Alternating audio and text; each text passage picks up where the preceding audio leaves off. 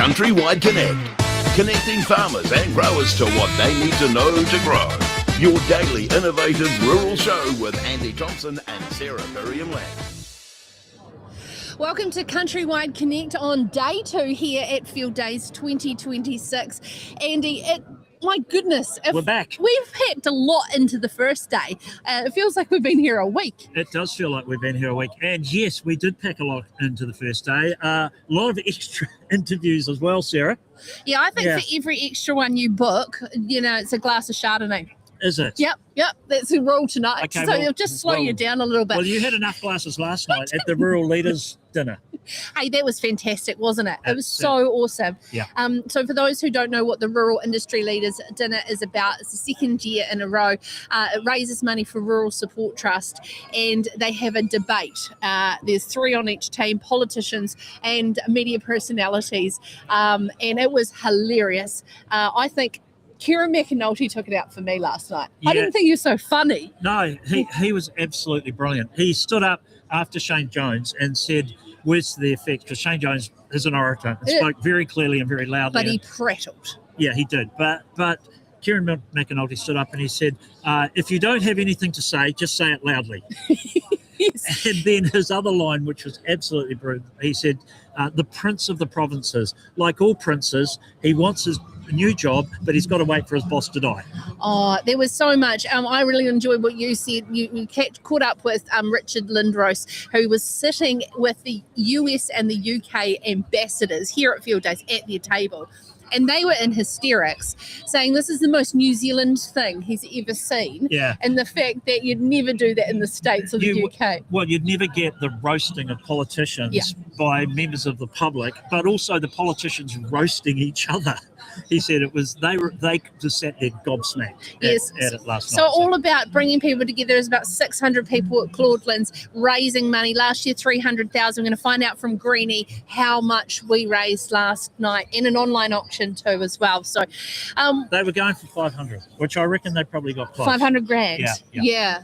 And some really heartfelt moments as well to really remind the sector about everybody's role to support each other. So, great way to kick off Field Days, and an overwhelming amount of policy announcements and people everywhere. So we're going to have a great, fun show, Andy. What we got in the lineup? Well, at the moment, because it does change during the show, right?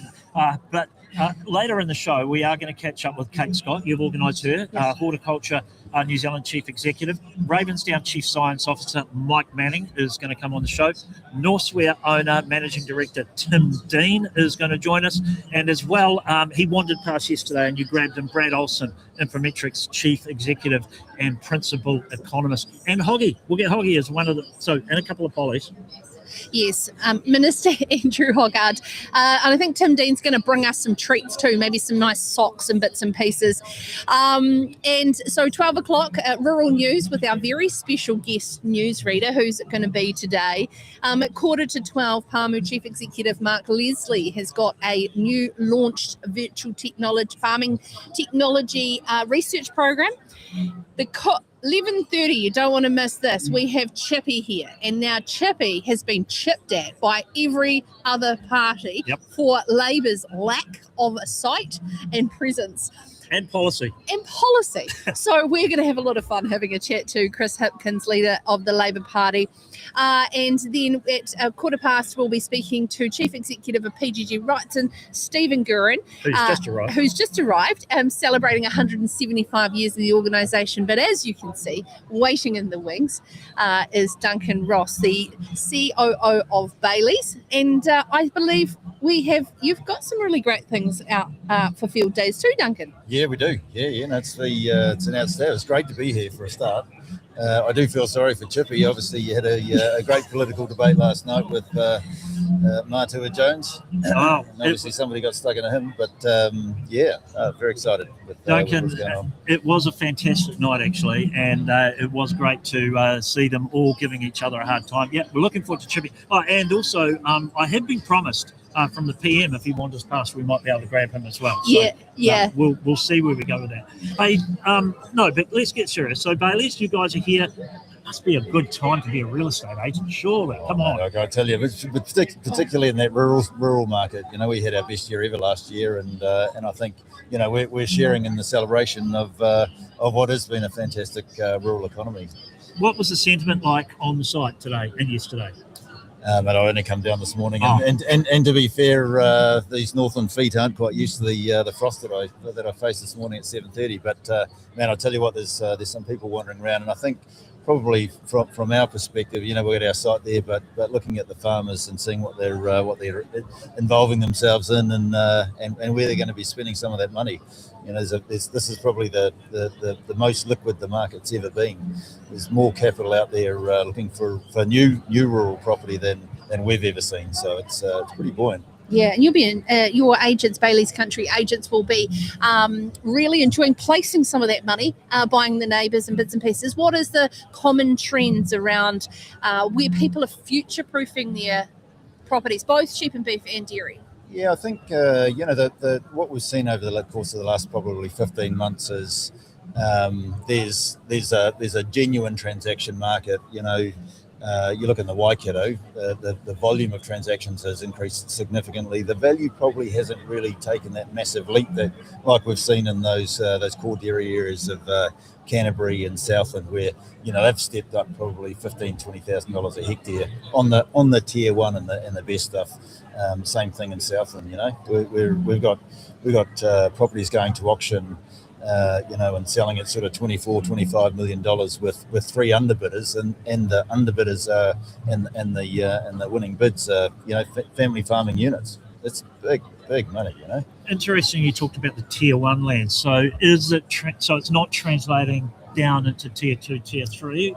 No, in terms of transactions occurring, yes. But the prices, price, yeah. There's a big differential. Yes, we haven't seen that runaway in terms of everyone's getting way too carried away and paying more than is economically viable for the properties, which is a good thing. That means we've got a sustainable agricultural economy. It's great. Yeah, when I caught up with Ben Turner last month, he mentioned around those family holdings getting bigger, particularly in places like Canterbury. And are you seeing succession happening quite a bit as an opportunity, and what sort of trends are you seeing in that space? Yeah, absolutely. It's interesting, to talk about there's more capital than there's ever been in the market before, with the Fonterra capital release and the mainland sale and those sorts of things. $3.2 billion released to 8,000 shareholder farmers. If you put that in context, if you take the average rural real estate market over the last 4 years, it's sort of $3.5 billion. So $3.2 billion released to 8,000 shareholder farmers. They could effectively pick up all of the transactions that occurred last year. And on top of that, we got dairy, red meat, kiwi fruit, probably more so in the horticulture space, all operating at sort of record levels.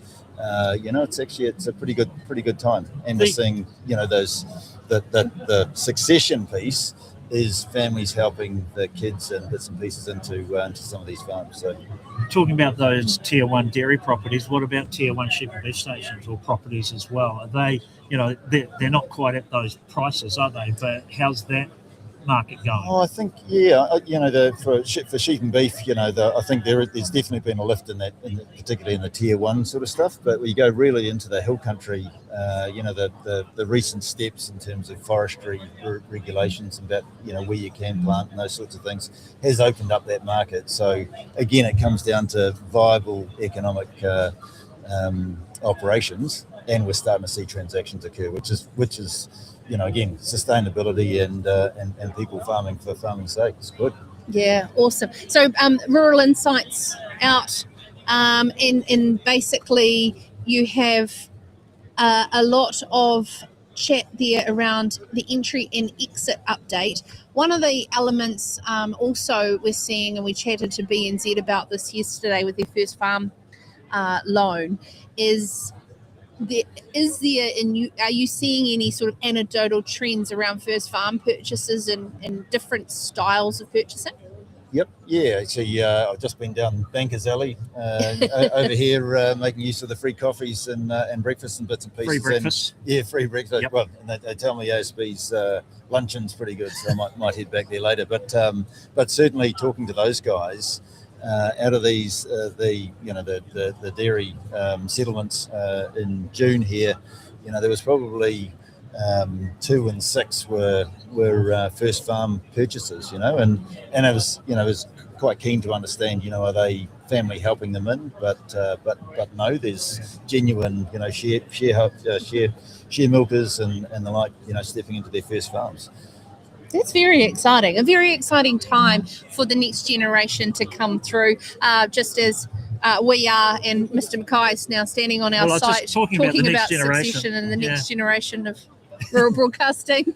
We're here live at Field Days with Duncan Ross from Bayleys. So what's Field Days look like for you, Duncan, for the next day or two in terms of well, we just want to get out and, lots of free lunches by the sound of it. Yeah, always out for a free lunch in real estate, aren't we? No, I think it's just to get a real feel for what's happening in that rural economy again. It's great to be here and people feeling pretty buoyant about the future. We're already looking at what is the forecast 975 from Fonterra.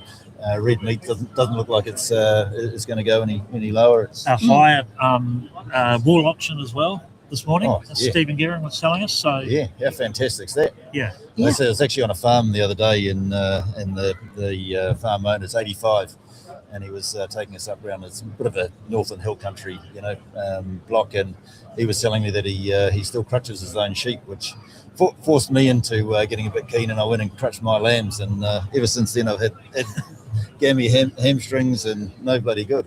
85 crutching his own. 85, and you know what?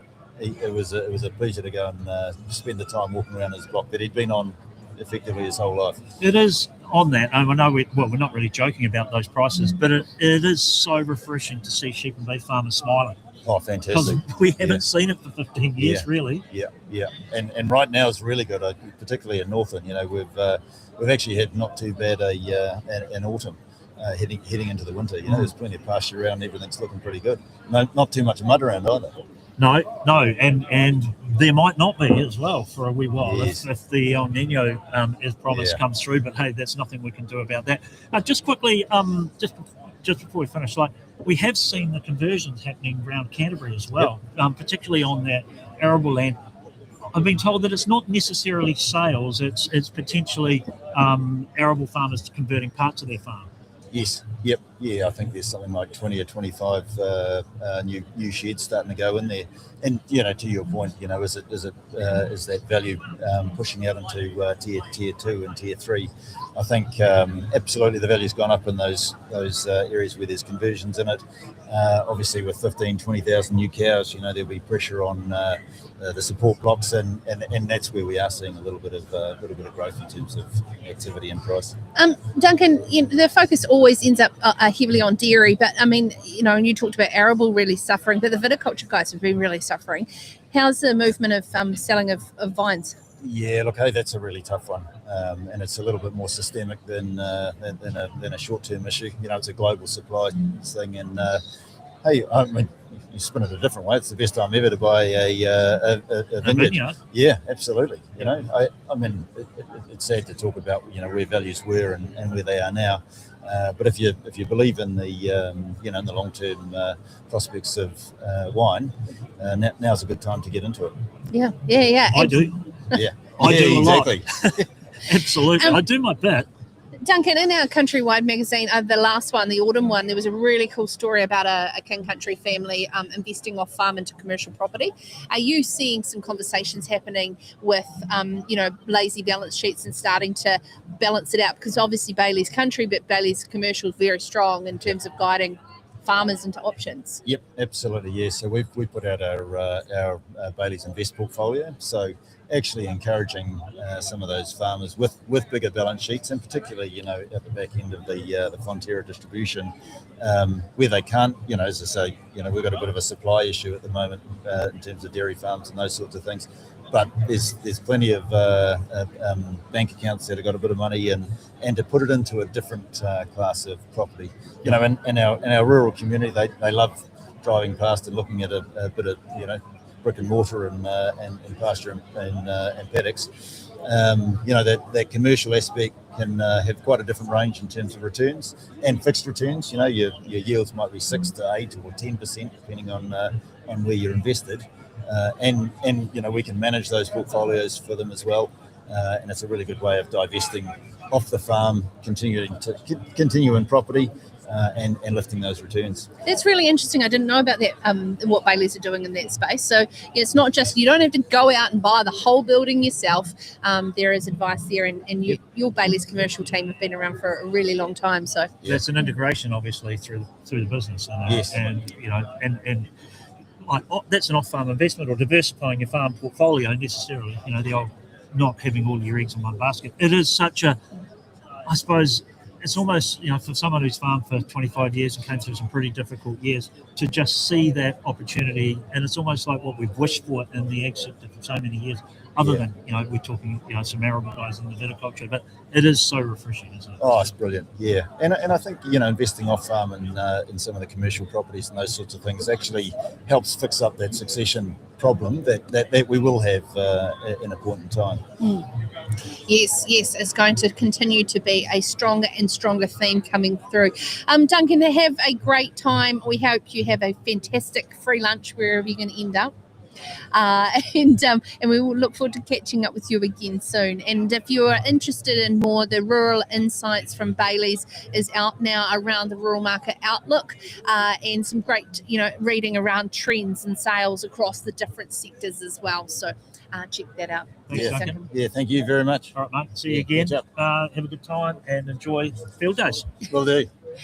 Charlotte will look after you. So if you're just joining us, we are live here at Field Days, in what is a buoyant time to be in farming across a lot of the different sectors. Coming up after the break, someone who is right across every sector is the CEO of PGG Wrightson, Stephen Guerin, joining us here live at Field Days. CountryWide Connect with Andy Thompson and Sarah Perriam-Lapp. Hi team, the latest rural insights out now from Bayleys. Look, fantastic momentum in the dairy industry at the moment. Commodity prices are fantastic, interest rates are down, stable government, all the stars are aligning for this year, so why wouldn't you want to be involved? We're seeing record sales for the first part of the season, so talk to your local Bayleys agent and they'll give you the full insight of what's been happening in the last few months. We're a fourth generation business, starting with my grandparents. In our family, innovation has been a mindset. We're always looking to adopt technology that allows us to apply our management practices with as much precision as we possibly can. You can't execute this vision without good support around you, so BNZ have been there right from the start. And we're very confident for the future because we have a very strong governance team, and we include the BNZ in that governance team to help us find a way to achieve our business goals. Working the land is all go, all the time. Nature waits for no one. So for workwear that can weather the weather, we got you. Shop offers in store, online, Farmlands Pro, or with your rep. Our first thoughts when Sarah introduced it to us, I thought game changer in almost every possible way, from cost savings, environmental impact, the precision and accuracy of just keeping everything efficient. Time saving too, really. We are now reassessing our farming business because we have potential to be more productive. We can now look at increasing our stocking rate because we can now put fertiliser where it needs, which means in return we get more grass. It really allows us to optimise nutrient management. We can use the tools to map out and just put the nutrients exactly where it's needed.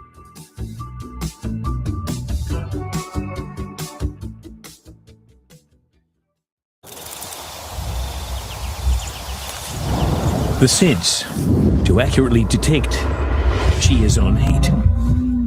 The sense to know she is unwell. The sense that you can hold in your hand. It just makes sense.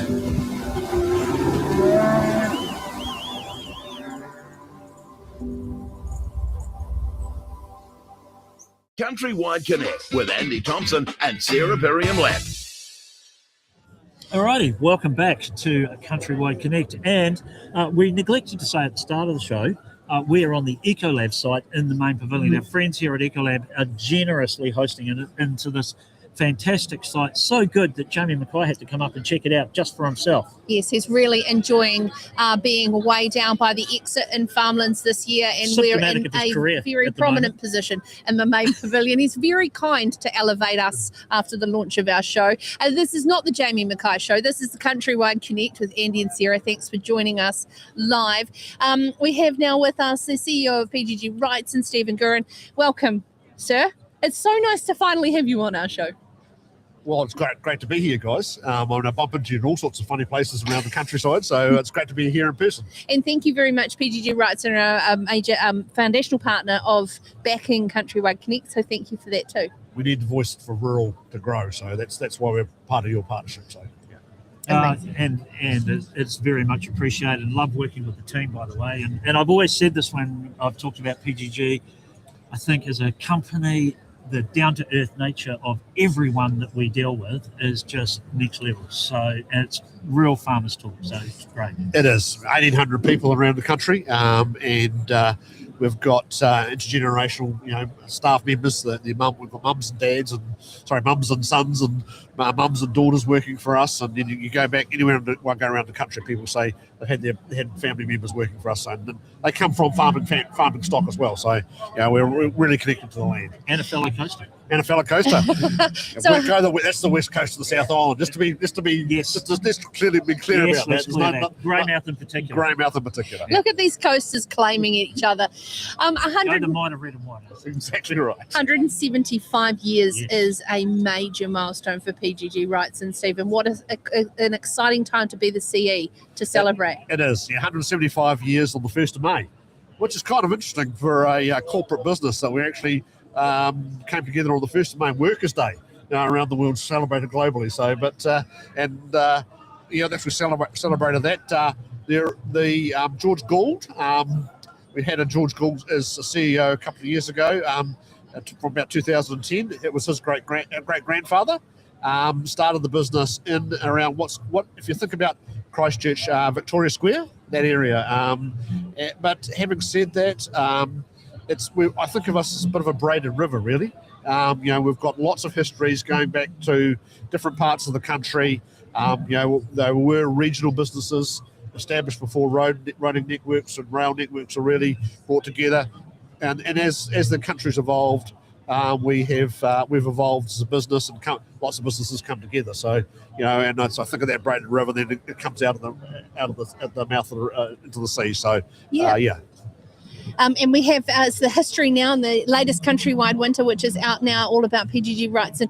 It's very hard to choose the photos to publish, to be honest, because there were so many really unique and great ones. And really, what were some of the highlights of looking back at the history of odd and different things we used to do in farming? Well, I've got a couple of comments that I make about that. Firstly, we're actually doing a lot of the same things we were 175 years ago. We're doing the same things today. Selling livestock, we're transacting wool, and wool's up 8% today on last week's price. So what did it get to? It got to $7.60 odd. So yeah. Wow. It's just, I looked at the graph the other day, and it was done. So for the last 10 years, it's gone like that, and then it's like that. Correct. Yeah, just phenomenal, and in a very short space of time. Yeah. So I think about that, and really, really proud about that. But we're doing it differently. Two quirky stories I kind of come out through the history was that it took us 100 years to employ our first female. And they can be quite hard to work with, so I understand. 100 years. Well, I've got a boss who's my EA is my boss, and she's quite hard to work with at times. So I think about that, and I think that it's actually not it reflects what was going on in New Zealand at the time. It was World War II, and we had men away at the war, needed a workforce, and we're really proud to have the females leading our business today. But it reflects a social time. So PGW is part of the social fabric of New Zealand. The other one is that In 1929, we brought our first motor vehicle into the fleet. And I thought, okay, 1929, I thought, okay, that'll be a sort of a European, a British or an American one. It was actually Renault. And I thought, how does that work? Yeah. It was a couple of years later that we actually moved to Chevrolets, and Wrightson had one of the Chevrolet dealerships.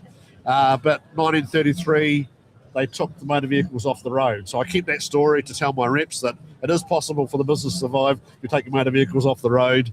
But it was about the Depression. We couldn't afford petrol. And how relevant is that today, in terms of what's going on? So, those two quirky stories. Hey, just on that, I caught up with Cam Higgy, who did a fantastic job. He was very good last night auctioneering, and he was celebrating, Lisa Nolan's going from strength to strength, the female in the genetics team as well.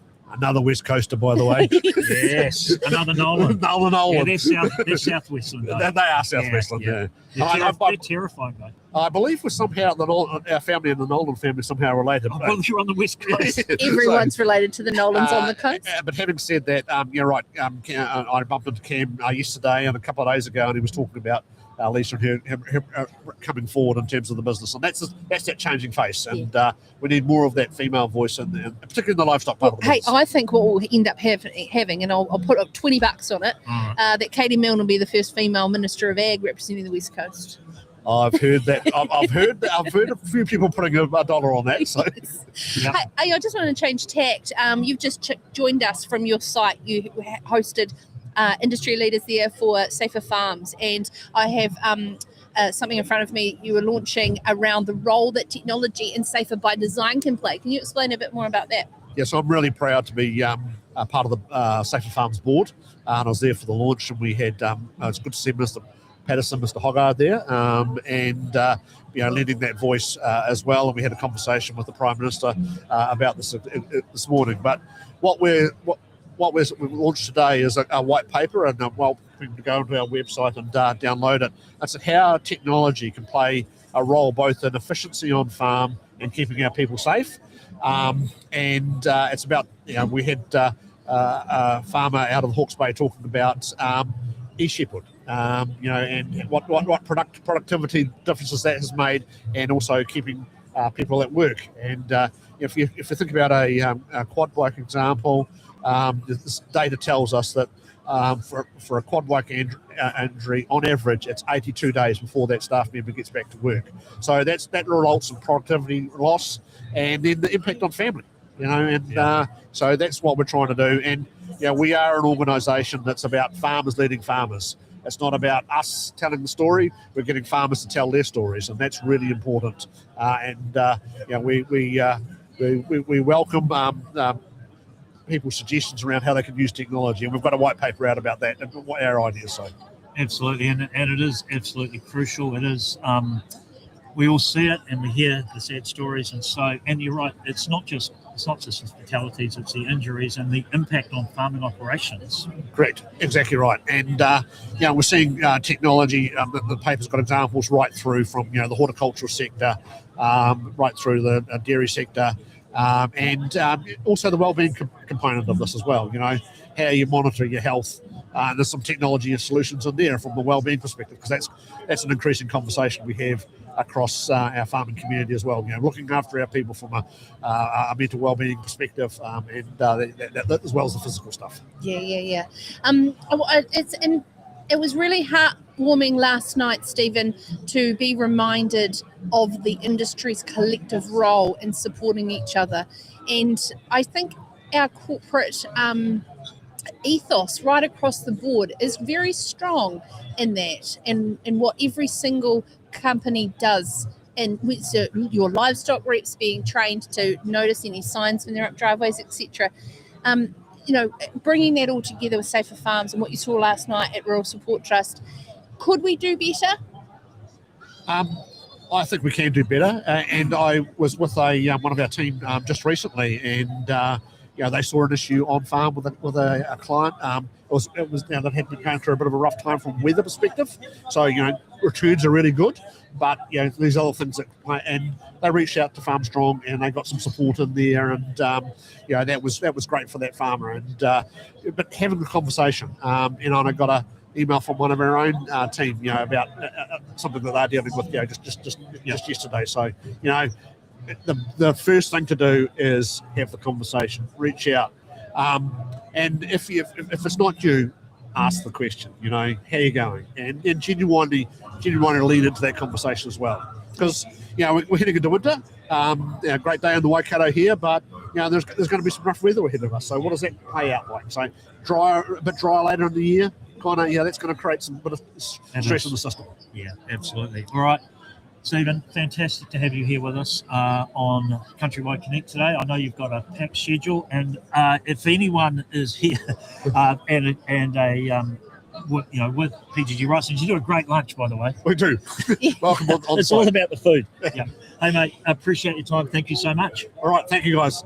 So we're just going to take a very short break, and the Blue Ecolab site is red washed with the Labour Party who've just turned up. We'll have Chris Hipkins, leader of the Labour Party, here with us live at Field Days next. CountryWide Connect with Andy Thompson and Sarah Perriam-Lapp. Success in dairy farming isn't a stroke of luck, because luck doesn't build legacy. People ask for our secret for winning, but there's no silver bullet.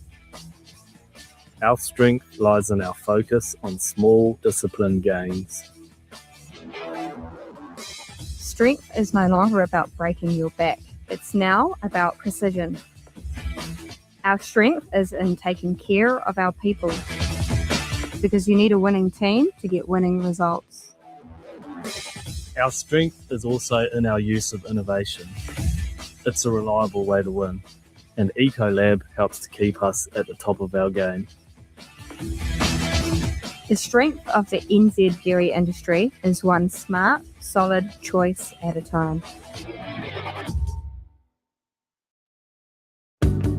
Our first thoughts when Sarah introduced it to us, I thought game changer in almost every possible way, from cost savings, environmental impact, the precision and accuracy of just keeping everything efficient. Time saving too, really. We are now reassessing our farming business because we have potential to be more productive. We can now look at increasing our stocking rate because we can now put fertiliser where it needs, which means in return we get more grass. So it really allows us to optimise nutrient management. We can use the tools to map out and just put the nutrients exactly where it's needed.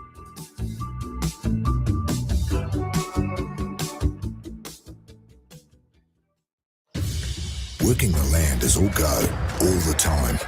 Nature waits for no one. So to make the most of big ticket investments, we got you. Shop offers in store, online, Farmlands Pro, or with your rep. We're a fourth generation business, starting with my grandparents. In our family, innovation has been a mindset. We're always looking to adopt technology that allows us to apply our management practices with as much precision as we possibly can. You can't execute this vision without good support around you, so BNZ have been there right from the start. And we're very confident for the future because we have a very strong governance team, and we include the BNZ in that governance team to help us find a way to achieve our business goals.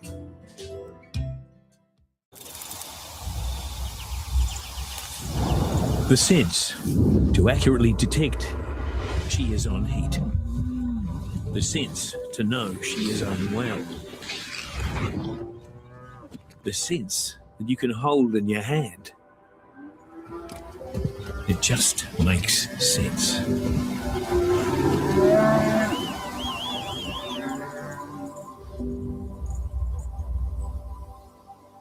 CountryWide Connect with Andy Thompson and Sarah Perriam-Lapp. All right, welcome back to CountryWide Connect. We are on the Ecolab site. Fantastic place to be, right in the middle of the main pavilion. So if you are anywhere around Field Days, we will be here today and tomorrow between 11 and 1. So many guests, so many people to get on the show, Sarah. And so many politicians. Obviously, you'd think it's an election year. And the gentleman to my left, leader of the opposition, would dearly like to be the Prime Minister again, Chris Hipkins. Chippy, g'day, mate. Welcome to the show. It's great to be here. Great Field Days. The sun is shining. They're getting record turnouts of people coming here. I imagine over the weekend, if the sun's like this, all those Aucklanders are going to be coming down to check out field days. So it's great to be here. You were at the RST, the leadership, Rural Leaders dinner last night. I was indeed. You missed out. You weren't roasted too mercilessly, I thought. No, I was quite happy about that. I just sat quietly there in the front row and thankfully very few of the speakers noticed that I was there. And for once, I was very happy about that. But in terms of roasting, on social media yesterday, though, Chris, there's been some unfair comments, would you say, from the other parties about Labour's lack of presence at field days, but you are here. Oh, we're certainly here. I think the problem is David Seymour's down in the corner and he's feeling a little bit lonely down there all by himself because no one's coming to talk to him. You know, we made a decision not to have a stall at field days because actually this is better. Yep. You know, just wander around, talk to everybody. Don't wait for people to come to you. You go to them. And, you know, ultimately, that's what we're here for. We're here to go to people, not to wait for them to come to us. And you get way better feedback if you're just walking around visiting people on their turf and talking to them about what's going on for them. So this is by no means a reflection on Labour's pullback and interest in the rural sector. No, I've been here every year. So I took over as leader of the Labour Party in 2023, that brief, glorious period that I was Prime Minister the first time. And I came here that year, and I've been here every year since, and I've just really enjoyed it. You know, there's this sort of perception around the relationship between Labour and farmers, which sometimes is fair and sometimes is not fair. And I think for me, a priority has been just a good amount of listening, because actually you'll be surprised at how much common ground there is. When we're talking about new technology and agriculture and the jobs and the innovation and stuff that comes with that, you won't find any difference really between the farming community and what Labour believes in and what we want to see. When you're talking about environmental protection, I think farmers don't get anywhere near enough credit for what they're already doing around environmental protection. You talk to a lot of people in the cities and they'll have this impression that farmers are just all about exploiting the natural environment and not putting back into it. I tell you, I've lost count of the number of farms that I visited in the last 4 years, and I can tell you that's just not true.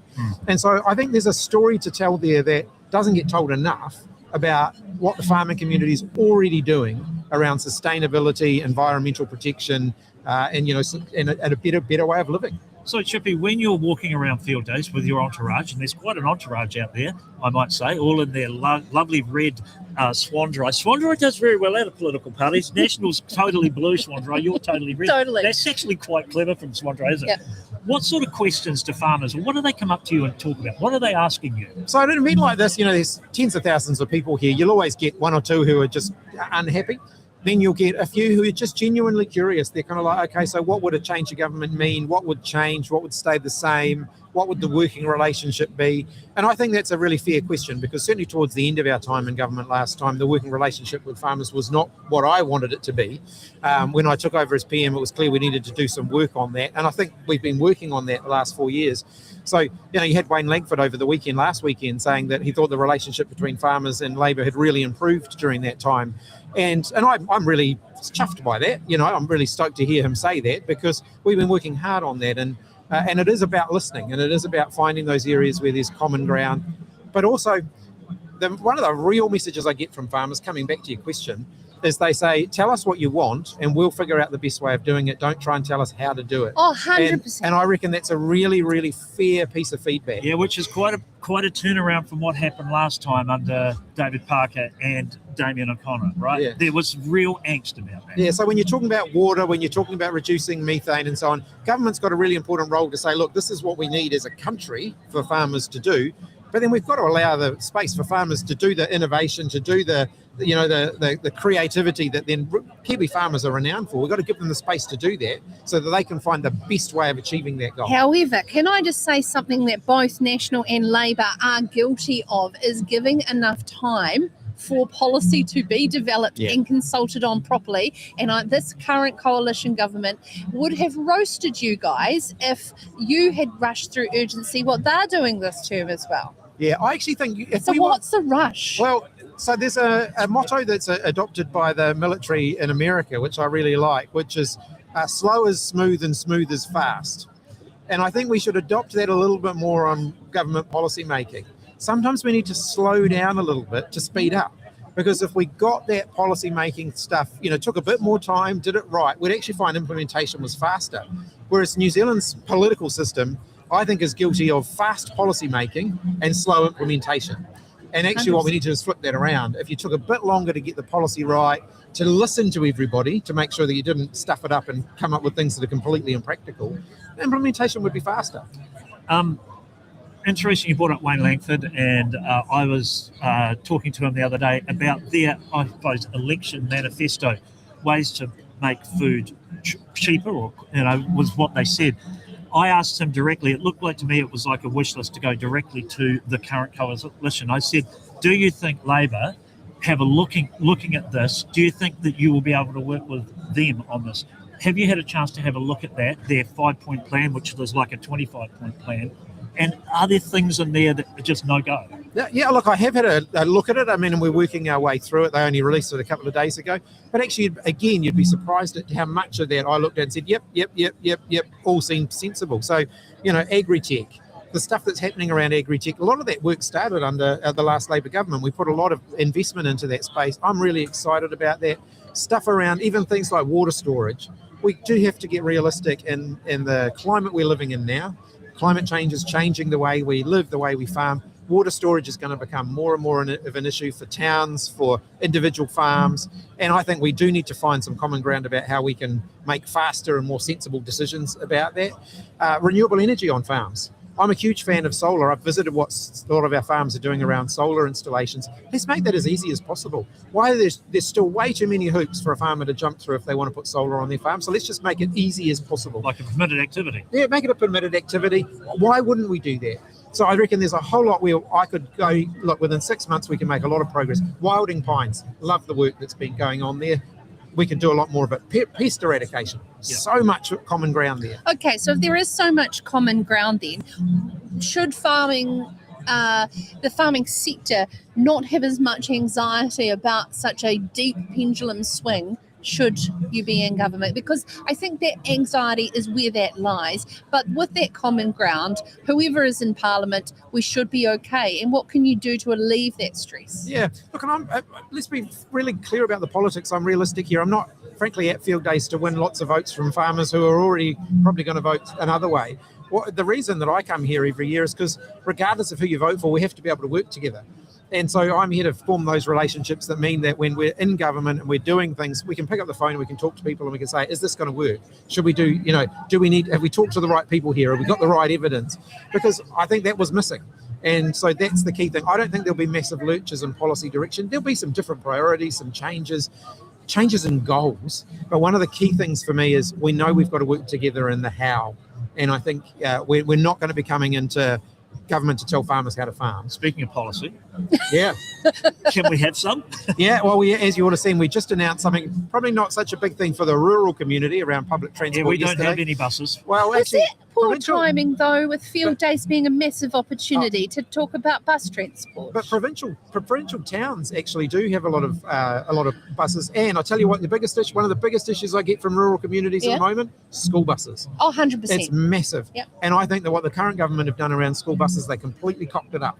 And I think we do need to make sure that kids in rural communities have a safe, reliable bus service that gets them to schools. And that's not an area the government should be penny pinching on. So I think it is relevant to rural communities in that regard. Okay, but ag policy? Yeah, sorry to keep harping on. Well, ag policy is coming. As I said, Fed Farmers only released their manifesto the other day, and we'll consider that carefully as we finalise our own policy, because I don't want to differentiate if we don't need to. Okay. I'm looking for things where we can go, yep, let's just keep that moving. Right. The Opportunity Party, are they cutting your lunch at the moment? No, look, they're not polling anywhere near close to being in Parliament. Talbot Mills tells a different story. No, it's not Talbot Mills. Talbot Mills has got them at 2%. There was Roy Morgan had them. Roy Morgan's probably dare I say it, I don't want to defame anybody, but it's the least reliable of all the polls. Least reliable of all the polls. None of the other polls have got the Opportunities Party anywhere near coming into Parliament. So, all right. Yeah. Okay, and you believe in the polls for yourself? Yeah, the polls are looking really good for Labor, but tell you what, 5 months to go, 5 months to go, I think it still is. A lot can happen in 5 months, 100%. And when this time last electoral cycle, I was standing here as Prime Minister, we were out polling the National Party by a considerable margin. Didn't turn out that way on election day. So, anything can happen in 5 months. But is there a path to power for Labor with Winston ruling out? And Shane Jones said to us yesterday, standing right there, that So initially everyone thought New Zealand First would not go with Labour while you were the leader. And Shane Jones goes, no, we've clarified that, just not going with Labour full stop.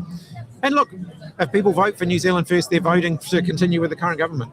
So, our job is to get the numbers in other ways. But unlike Christopher Luxon, I don't think the small parties should call all the shots.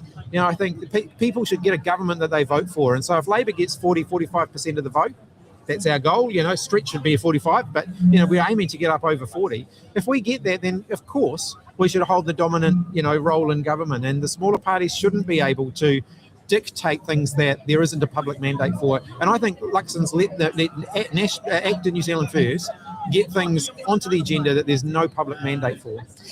Chris, 2 weeks ago, Jerry Brownlee kindly brought myself and a couple of other commentators up to Budget Week.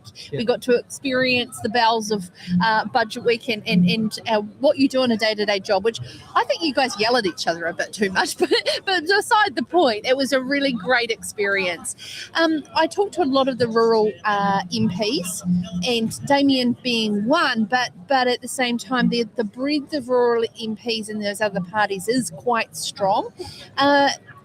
Do you think there is more depth there around what you're doing to support that knowledge and expertise coming into your thinking?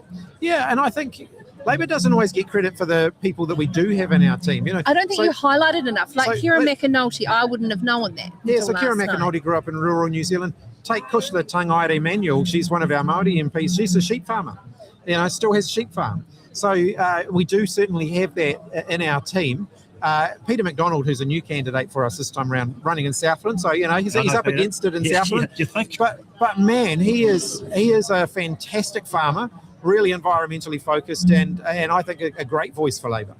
Yeah. All right. Hey, great. Thank you so much, Chippy, for coming on CountryWide Connect. It's been a pleasure. I'm sure we'll talk to you more leading up to the election. Now, I've got to get a date in your calendar, AgFest. October 16th and 17th on the West Coast. I've got to... Right in the middle of the election campaign. You'll so be there you go. Where's on the West Coast? Yeah, Greymouth. So you've got a bit of a battle there on the West Coast. Oh, well, West Coast's always been a battle, actually. And Damien O'Connor, he's here with me somewhere. Damien blends into the background here at Field Days. But, Damien has always worked bloody hard to hold on to that. See, we've got a new candidate down there this time around. Yep. We'll be in it to win it. But you're up against Katie Mill. Yep. And she's fierce. And so are we. So, we're out to win every vote we possibly can, everywhere in the country that we can. Well, you will be very welcome. We'll get it in your calendar, and we'd love to see you there. Good as gold. Great to talk to you guys. Hey, Chippy, thanks, mate. Thanks, mate. Thanks for coming in. Yeah, good to see you. Thank you to have you. Enjoy Field Days. We certainly shall. Go and find yourself a free lunch somewhere. Chris Hipkins, the leader of the Labour Party, joining us live at Field Days here on the Eco Lab site. I think what we're going to do is just quickly get our next guest up and throw. The activity here is vibing at Field Days. Come on up, Mark. We are in this I'm just describing it. Thoroughfare of people, and it's getting. See, what we should have is another camera so we could turn it round. Like when you do the reverse thing. 100%. We can't do that. No. And at any moment today as well, we just have to say that Chris Luxon can be walking through and will see us and will come straight onto the site as well. If you get bumped by the PM in the next couple of You're minutes. okay with that? Who's your boss, by the way? Yes, I think I can probably live with that today. Yeah, I think you probably could. Hey, Mark, really, thank you so much. Boy. Mark, sorry, I'm just going to say, Mark Leslie, the CEO of Pāmu. Sorry, I forgot we were on here. Mark Leslie, the CEO of Pāmu, is joining us here now. Kara's not going to let us back together again. At Field Days.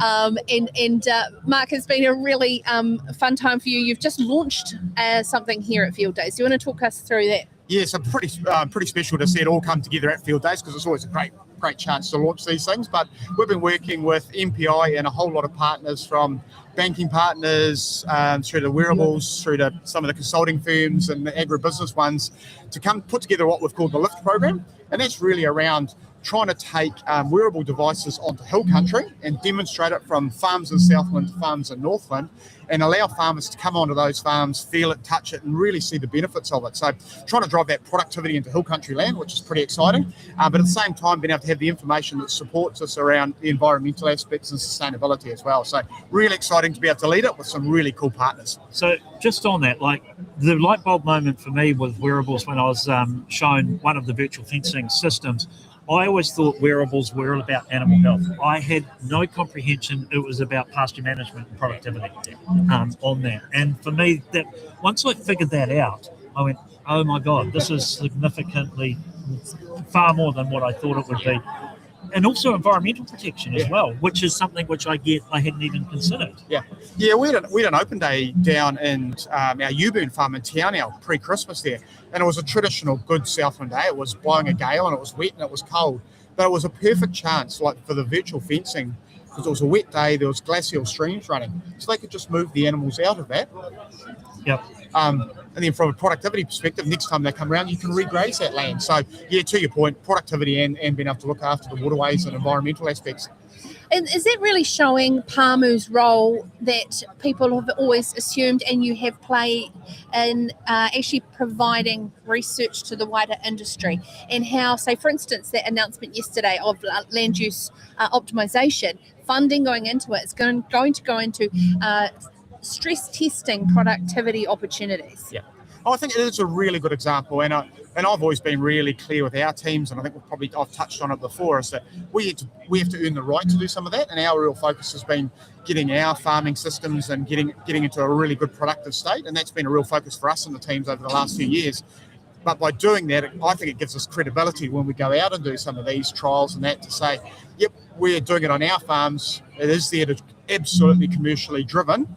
But we're also happy to open the farm gates and share that. And I think the wearables is one example. The dairy beef's another one that I think we've chatted about in the past, where, geez, we've learnt a few things, but I think it's the right things we're learning and we're sharing with the sector around how we take dairy beef or beef on dairy out to the broader environment. There must be a bit of a tension for your shareholders, the New Zealand public, right, to be as profitable as possible, but also have that dual role.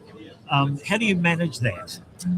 I think it's probably part of it. It's actually been really clear for our farms. They've got to be commercial. They've got to be commercially driven. But then when we do trial a technology in that, understanding the potential impacts of it, so that you're not sort of compromising that performance drive. So it's a balance, and we talk about it quite regularly around absolutely. If we're going to have these farms across New Zealand, let's make the most of them. They've got to be profitable. They've got to give a return to the owner and things like that. But there's 112 farms there spread right across the country. There's so much good that can then be shared more broadly, and that's why, as you know, I'm in this job. Yeah.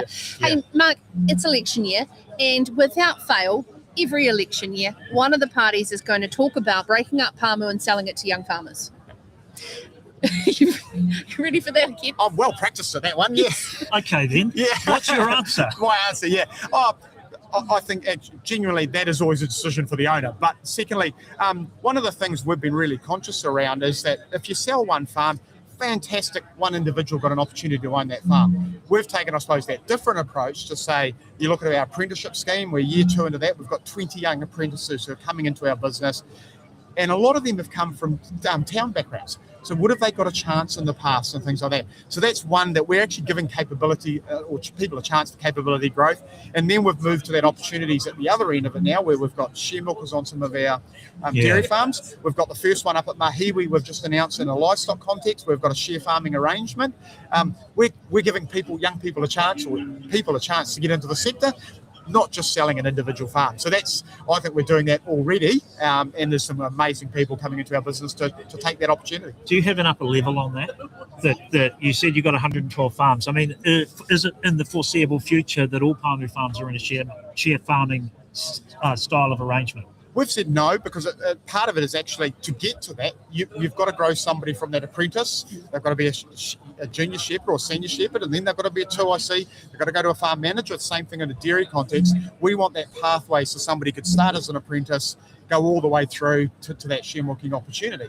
So that's you want to be able to keep moving that through. And the farms that have been share farmed today, that person moves on and goes and buys a farm. Well, that's success. But that farm now might go back to being managed again as the next wave of people come through. So we'll continue to evolve that to get that balance of capability growth. And I think that's one of the roles we can also play, is keep supporting that capability growth through the sector. Yeah, like a real sort of case-by-case basis based on the farm's opportunity and the people at the time. Totally makes a lot of sense. Yeah. So, Damien O'Connor, probably don't just roll that one out again because it's getting old. Yeah, no, that one's happened. With field days, Mark, what do you really hone in when you get a chance to actually walk around, and what are you looking for? Because you'd be quite a good purchaser. Do you bring the checkbook? No, they keep the checkbook off me. I leave it to the farm teams. But no, hey, the bits I really enjoy and what I'm looking at is that, like the innovation hub or the technology and that. Because I think if you think of the wearable devices, 2 to 3 years ago, they were just starting to venture into some of these fields. Yeah. You look at them now and they've grown. So it's where those technologies, and then the important one is how do you bring them together in a system that really makes a change. So when I get a chance, that's what I'm going to look at. Where are those technologies? What's evolving? How do we make life easier on our farms? And how do you make farming fun some days? I was also thinking, we just had Stephen Guerin here coming from the Safer Farms event, and that whole Safer by Design, using technology, particularly virtual fencing, for positive unintended outcomes such as health and safety, which will be huge. Well, and I think the health and safety one is actually front of mind in that conversation as well. I know both our backgrounds with the Safer Farms, and I've chatted to a few people today with our experience with some of those, and you think bulls and small mobs and the likes, and bulls can be trouble, as we all know, but they like to dig holes. You're not having to put a whole lot of side-by-sides or quad bikes across a paddock every day as you move them, so you're just reducing risk. It's a wet, miserable day today. We don't need to take the risk of putting people up onto hills to move stock today. We can use the virtual fencing technology, just using those as examples, that technology is going to help keep our people safer out on those farms as well. They're not having to go and get cows out of a paddock at 4 o'clock in the morning. And real opportunity for technology to make us all more safe out in the sector. We know we need that. It is. So interesting, you talked about younger people urban people coming into your apprenticeships. What do you think that is at the moment? Why? Because we've been talking about that with quite a few programs, and Growing Future Farmers talking. So it's quite a change. Yeah, and I think it's the positive thing for us as a sector as a whole is that we are showing that ability for opportunity. I think is the important one. If you enjoy tech and technology and things like that, it's an amazing time to come into the sector, being able to use your phone and that to move your stock and all of those things. So there's a technology aspect of it, so that's enjoyable. But at the same time, I think it's just the positivity that's in the sector at the moment. There's a lot of good news stories out there, and I think you can very quickly look at all the little challenges that are out there, but if you generally talk to, there's a lot of positive opportunities for people. There's not many careers you could go into today and start off as a young apprentice and own a significant multi-million-dollar farm out of the back end of the process. See, I was thinking that it was actually like more around Yellowstone and Clarkson's farm having some form of an impact on people wanting to be in farming, and slap on the Stetsons and chuck on a horse. Actually, we should do a New Zealand version of Clarkson's Farm with you guys. That would work. That would be really good. Hey, you're in the Science of Farmers site. Yep. Conversations in there. I've been talking to a couple of people in there yesterday saying that the type of conversations are changing. Used to come in and go, oh, what is this? Now it's all much more informed as they come in. No, hey, call out to MPI and John Roach. And the quality of rural media extending the information. They've driven that for the last few years, but I think genuinely, man, absolutely, they're now inquisitive, curious around, hey, this conversation, a few years ago was, well, what is it? Whereas now, actually, how could I apply it in my farm? So there's really good conversations, whether it's dairy beef, whether it's the wearables, whether it's even some of the conversations around climate. It's we know El Nino conversations or whatever it is, actually, how are we going to respond and continue to manage that as we go forward? So really cool conversations. And I suppose the approach of just being able to lean over the fence and have a chat in there is a lot of good fun. Yeah. Hey, and just lastly on that, I think because we've moved from mitigation into adaptation, it's made it a lot more real. What are you doing at Pāmu? What can other farmers learn on preparation for a potential El Nino? Yeah, and I think it's preparation on many fronts, because some of it's around the events are going to occur. So how are we prepared from a What if you lose power supply for a week and the likes? And I've seen examples in New Zealand in the last 12 months with wind events down south and likes. So are we prepped with generators and all of those things to keep milking or keep running the farm? So there's that level of it. Then on the other side of it, it's looking at when you're replacing infrastructure. Well, that culvert might have coped with the rainfall in the past, maybe not in the future. So if you're going to invest in some infrastructure, invest in for the future. And then looking at all the climate predictions you get, there's going to be more variable. So there's going to be more wet, more dry. So have you got water infrastructure? Have you got shelter and that? So we're looking through, and that's where sort of our farm environment planning is looking at that and saying, you don't fix everything overnight, but actually let's have a plan for the next 3 to 5 years of how it doesn't have to be all done tomorrow. So think about what that plan looks like when you're making your investment plans every year. What could those little bits you build on every year to give you more resilience? Yeah, very, very good points. Hey, Mark, thank you very much for joining us on CountryWide Connect, live broadcasting from Field Days on the Ecolab site. Starting to really hum in terms of people coming through here, Andy. Absolutely. As Mark, Leslie, thank you. We will talk to you again. Always good to catch up. Thanks very much. It is. Now, Sarah, we were supposed to go into rural news with our celebrity rural newsletter, but I can't find him.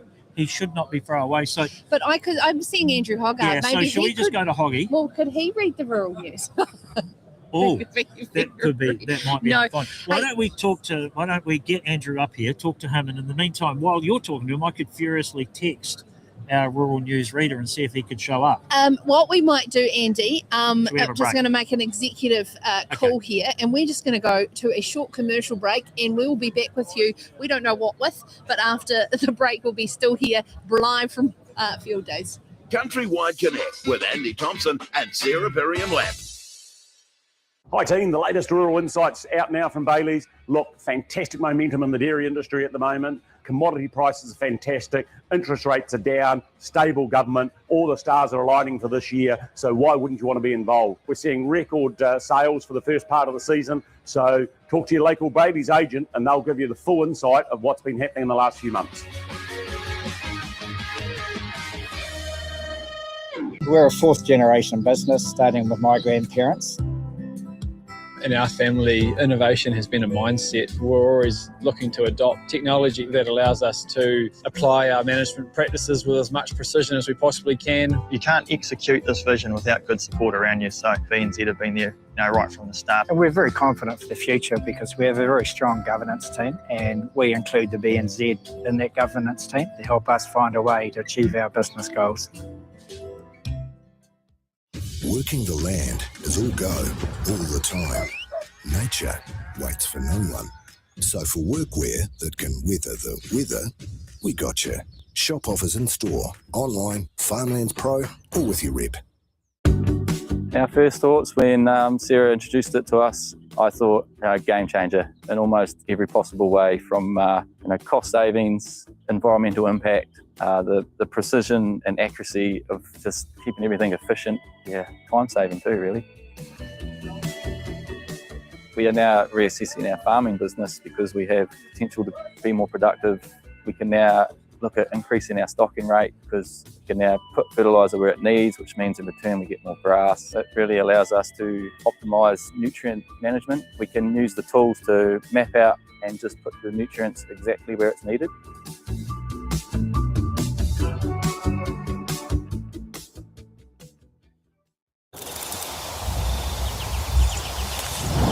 The sense to accurately detect she is on heat. The sense to know she is unwell. The sense that you can hold in your hand. It just makes sense.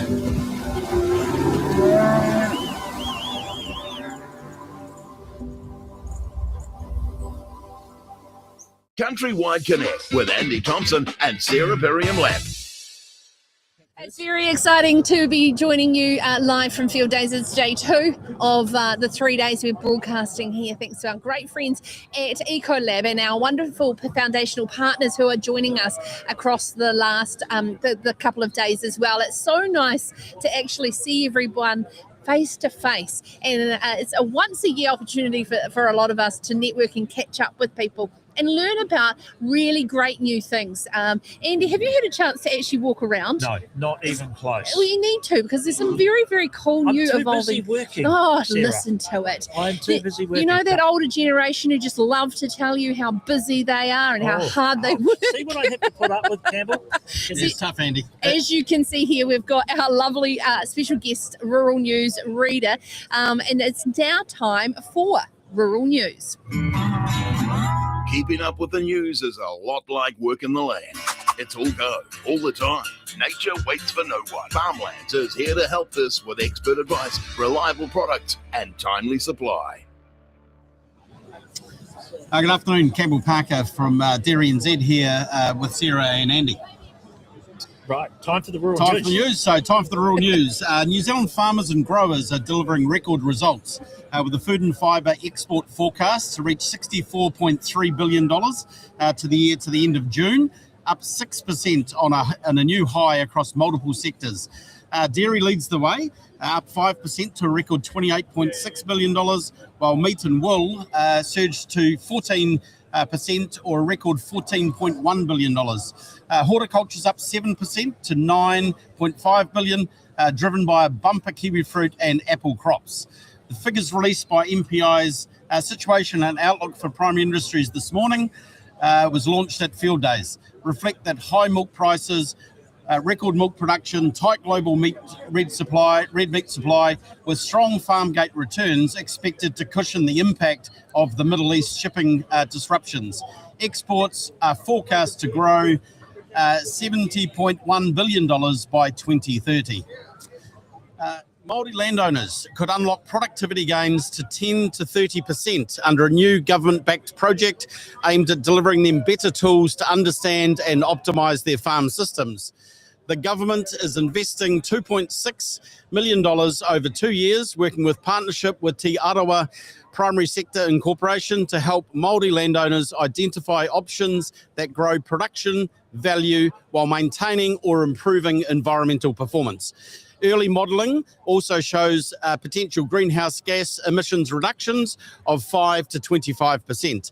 Māori Development Minister Tama Potaka says that the project is about generating more value from land, growing businesses, and helping protect whenua for future generations, giving Māori landowners the confidence to innovate and build prosperity through productivity. Data from the project will be shared more broadly across the farming sector. And the last news item, rural catchment groups will receive greater funding certainty under a $45 million program investment over the next 4 years and collective across New Zealand. Associate Minister of Agriculture Mike Butterick says that every group currently receiving MPI funding will continue to be supported, with $13.5 million allocated in the coming year, including groups previously funded through the Ministry of Environment and the New Zealand Landcare Trust. Butterick says that rural catchment groups have been a genuine success story, delivering environmental gains on the ground and across the country. He says that farmers' involvement is a testament to how deeply they care about the land they work on. And this year, 17 regional catchment collectives will be funded to improve coordination and wider coverage. MPI have been asked to develop a plan for longer-term funding and arrangements for the sector. Before I wrap the news, please come along to Field Days, get along to the Dairy NZ sites in the main pavilion, the Advocacy Hub, or at Science for Farmers. Thanks for listening. Keeping up with the news is a lot like working the land. It's all go, all the time. Nature waits for no one. Farmlands is here to help this with expert advice, reliable products, and timely supply. Oh, fantastic, Campbell. I don't know about that. School C English was always a challenge. Well, yes, 58% I heard. A little birdie told me the other day. Yeah, slightly higher than 33 that I understand someone else achieved, but all good. Thank God you actually have a really good, solid job as CEO of Dairy NZ.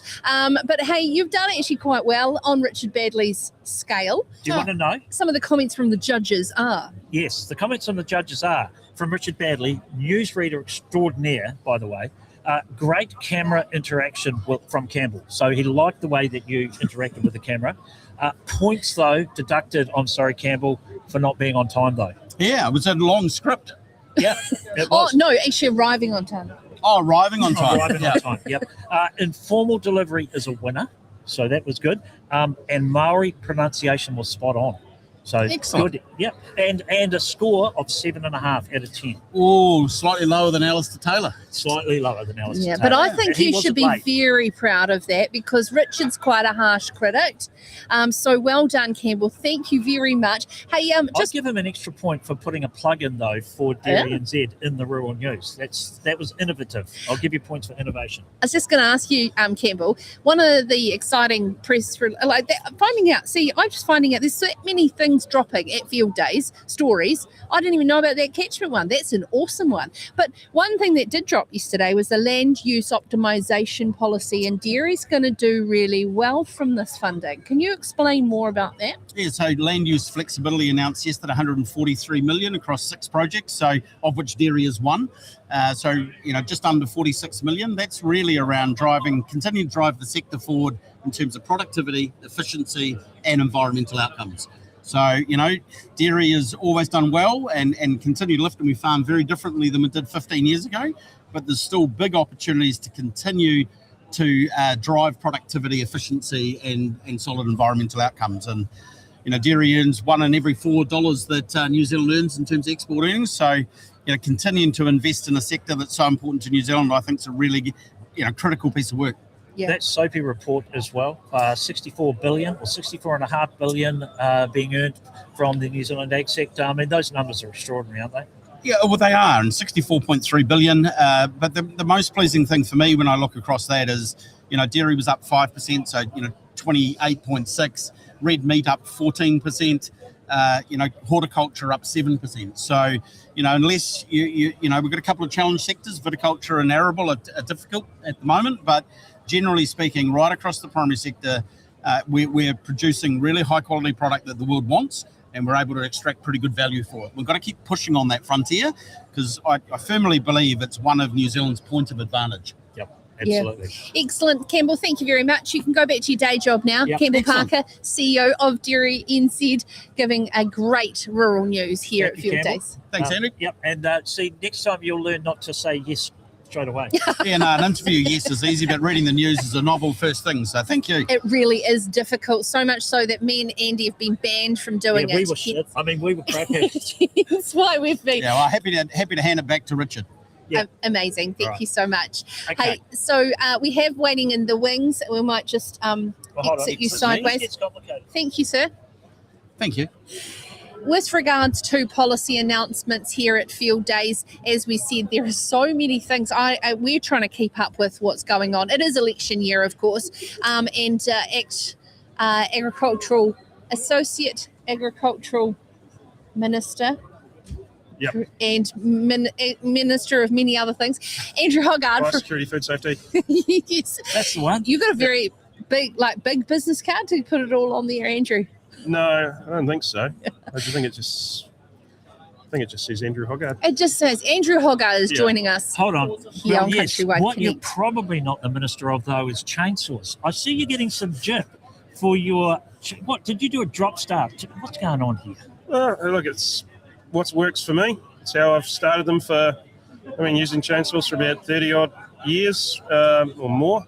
And over time, I've worked out what works for me, what's safe. Quite frankly, at my age, bending over is more likely to generate an ACC claim than standing up straight. So, look, that works for me. It's safe. I'm pretty comfortable with how I know there's best practice out there around a whole bunch of things, but, you take that when you're learning, you start with that, and then over time you adapt with what works for you. I know best practice is supposed to be you should wear gloves when fencing. I actually find I hate wearing gloves because it makes my hands a lot more sweaty and slippery, and I can't hold on to things as well.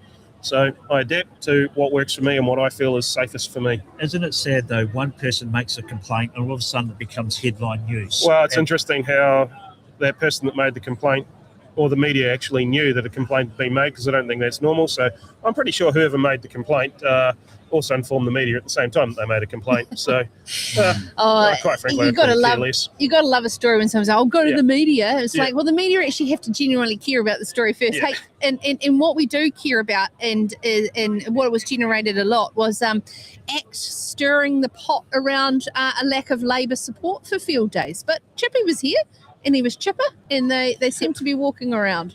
Oh, I'm just pointing out the vacant lot that's right next to the New Zealand First site, which is next to our site. There was supposed to be National, us, New Zealand First, and Labor in line there. And from our understanding is a couple of weeks ago, they didn't want to show up. So I think a few people have gone and pointed out.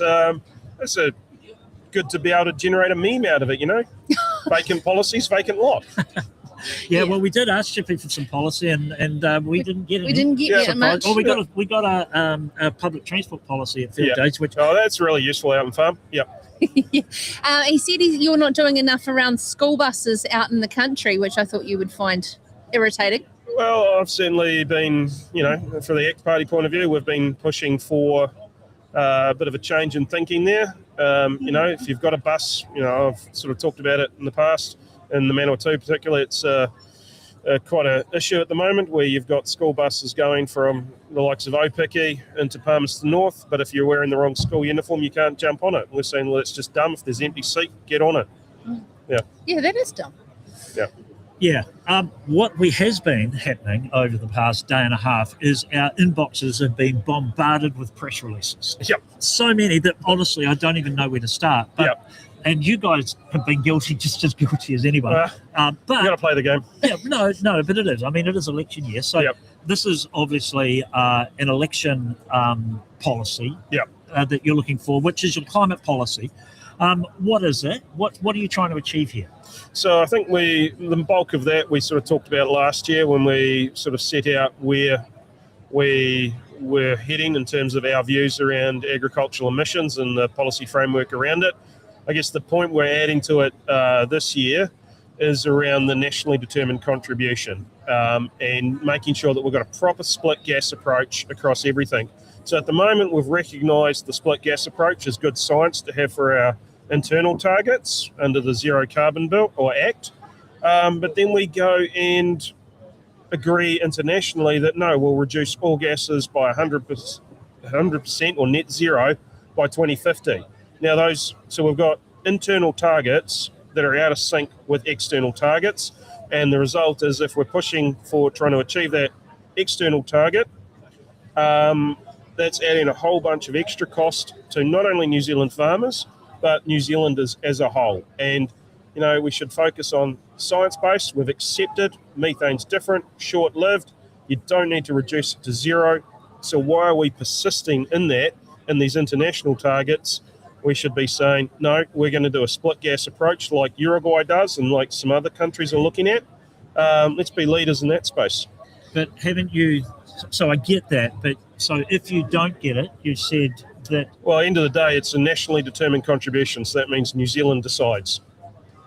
Yeah, but if they don't get it, you want, part of the policy is for us to exit Paris Climate Accord. Look, if we can't change this, and if for whatever reasons we are stuck on this crazy approach that's going to potentially cost New Zealand 21 billion is the number that keeps getting bandied around, then it doesn't make a lot of sense, particularly in the current environment where, quite frankly, no one else seems to be particularly interested in climate change at the moment. There's more interest in firing missiles and drones all over the show and blowing up all sorts of stuff.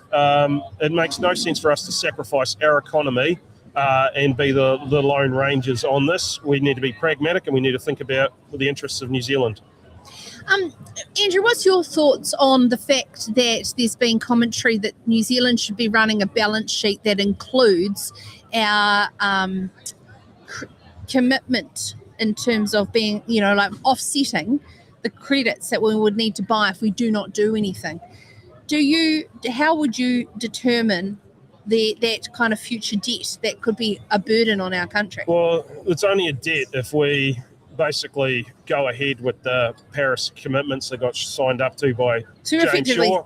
So, I mean, look, the reality is, if we were to get to a point in 10 years' time where we say, oh, geez, we've got a debt of $10 billion, we need to pay this, I don't care what colour government it is, we'll just be honest with ourselves, no government is going to pay that bill. That's the reality. When you've got hospitals, all this other stuff screaming out for funding, there's no way in hell anyone, no matter what talk they come up with, is going to send that money offshore when we need it here at home. So why even stay in the Paris Agreement? Why even put out a climate policy that is trying to defend a split gas approach? I think we can use an approach that gets, being part of a discussion means that we can help reshape that discussion. And I think we've not done a very good job of that in the past in terms of talking about this in an agricultural sense. We should be the leaders in that agricultural space of talking about what are the proper ways we need to measure this. We need to feed the world's population. People are concerned about emissions. So why aren't we leading the discussion in the proper ways to do this, to measure it, whilst maintaining food production, which is, core of the Paris Agreement. We need to reduce emissions but maintain food production. And so we can be leaders in that. We can, show other countries and get a coalition on board in terms of here is, split gas approach, smart way to measure it. We need to be thinking about efficiency, the ability to produce food at low emissions. That's what the planet needs.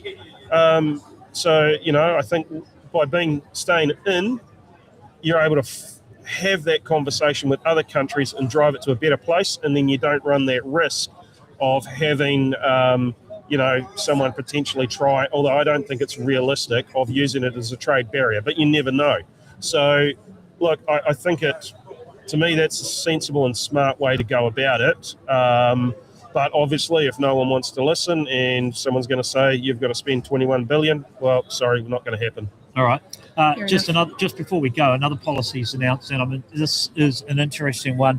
A new rural workforce visa, 3-year sector tied visa. Just what is behind this one? I thought we weren't too bad with staffing on farms at the moment. Why do we need a visa? Well, obviously we had a package that we came out a few months ago, and initially I had wanted a rural component to be part of that around immigration. Obviously, there's two differing things happening in New Zealand at the moment around their immigration. It's a very different situation in urban New Zealand as opposed to rural New Zealand. And in urban New Zealand, there's a real social license issue. A lot of people I talk to, it's like, there's just, our cities are too crowded. We're not building enough infrastructure. We've got all these problems. Whereas in urban New Zealand, can't find anyone to bloody milk the cows. Can't find people to do this. And so if we were going to have that policy around that infrastructure levy, I was sort of like, hey, we need to have a rural component to it where that infrastructure isn't their challenge. We weren't quite ready at that point to do the rural one. And, well, we've got field days coming up, so it's a good place to announce something. Of course it is. Yeah. That's the one to announce. Yeah. Excellent. So, that is the intent. It's similar to the AEWV, but focused on rural. And also you don't have that 1-year stand down at the end of the 3 years. Yeah. So at the moment you've got this crazy situation where, if I've got someone on the farm, they're there for 3 years and I still don't have someone else new to employ. Basically, sorry, mate, you got to go home for a year and I'll go and employ a new person from the Philippines to milk the cows. So I'll spend a year training them how to milk the cows. It's like, actually, I've already got a guy that knows how to do it. Why not keep him here for another 3 years? And then there's that pathway to residency. Makes a lot of sense.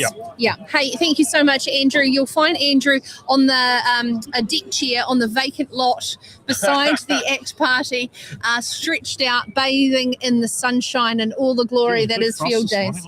It wasn't too bad, but she's blue skies. I'm worried about getting a suntan here in the middle of June. Yeah. Thank you so much, Andrew Hoggard. We're just going to go to a short break, and then coming up here on CountryWide Connect, Brad Olsen, the CEO of Infometrics, talking about the rural economy and that soapy report, $64 billion worth of exports, a new record for New Zealand around food and fibres export contribution to our economy.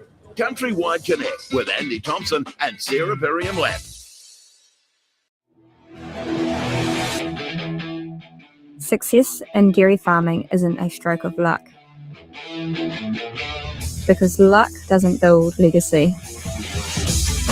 People ask for our secret for winning, but there's no silver bullet. Our strength lies in our focus on small, disciplined gains. Strength is no longer about breaking your back. It's now about precision. Our strength is in taking care of our people, because you need a winning team to get winning results. Our strength is also in our use of innovation. It's a reliable way to win, and Ecolab helps to keep us at the top of our game. The strength of the NZ dairy industry is one smart, solid choice at a time. Our first thoughts when Sarah introduced it to us, I thought game changer in almost every possible way, from cost savings, environmental impact, the precision and accuracy of just keeping everything efficient. Time saving too, really.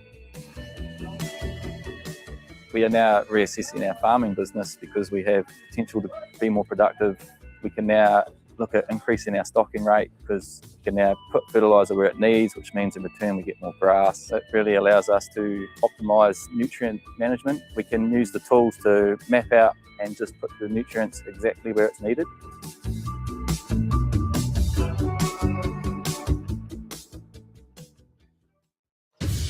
Working the land is all go, all the time.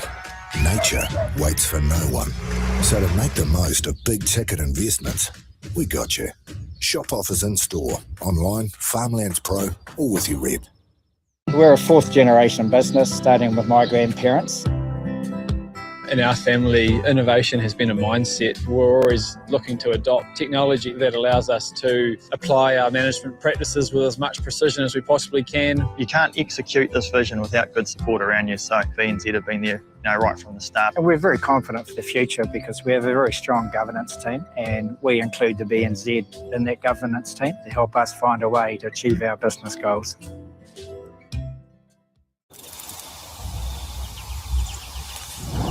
The sense to accurately detect she is on heat.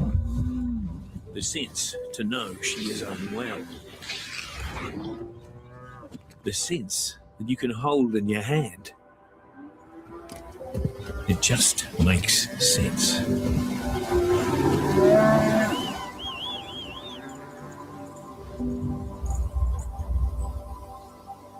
CountryWide Connect with Andy Thompson and Sarah Perriam-Lapp.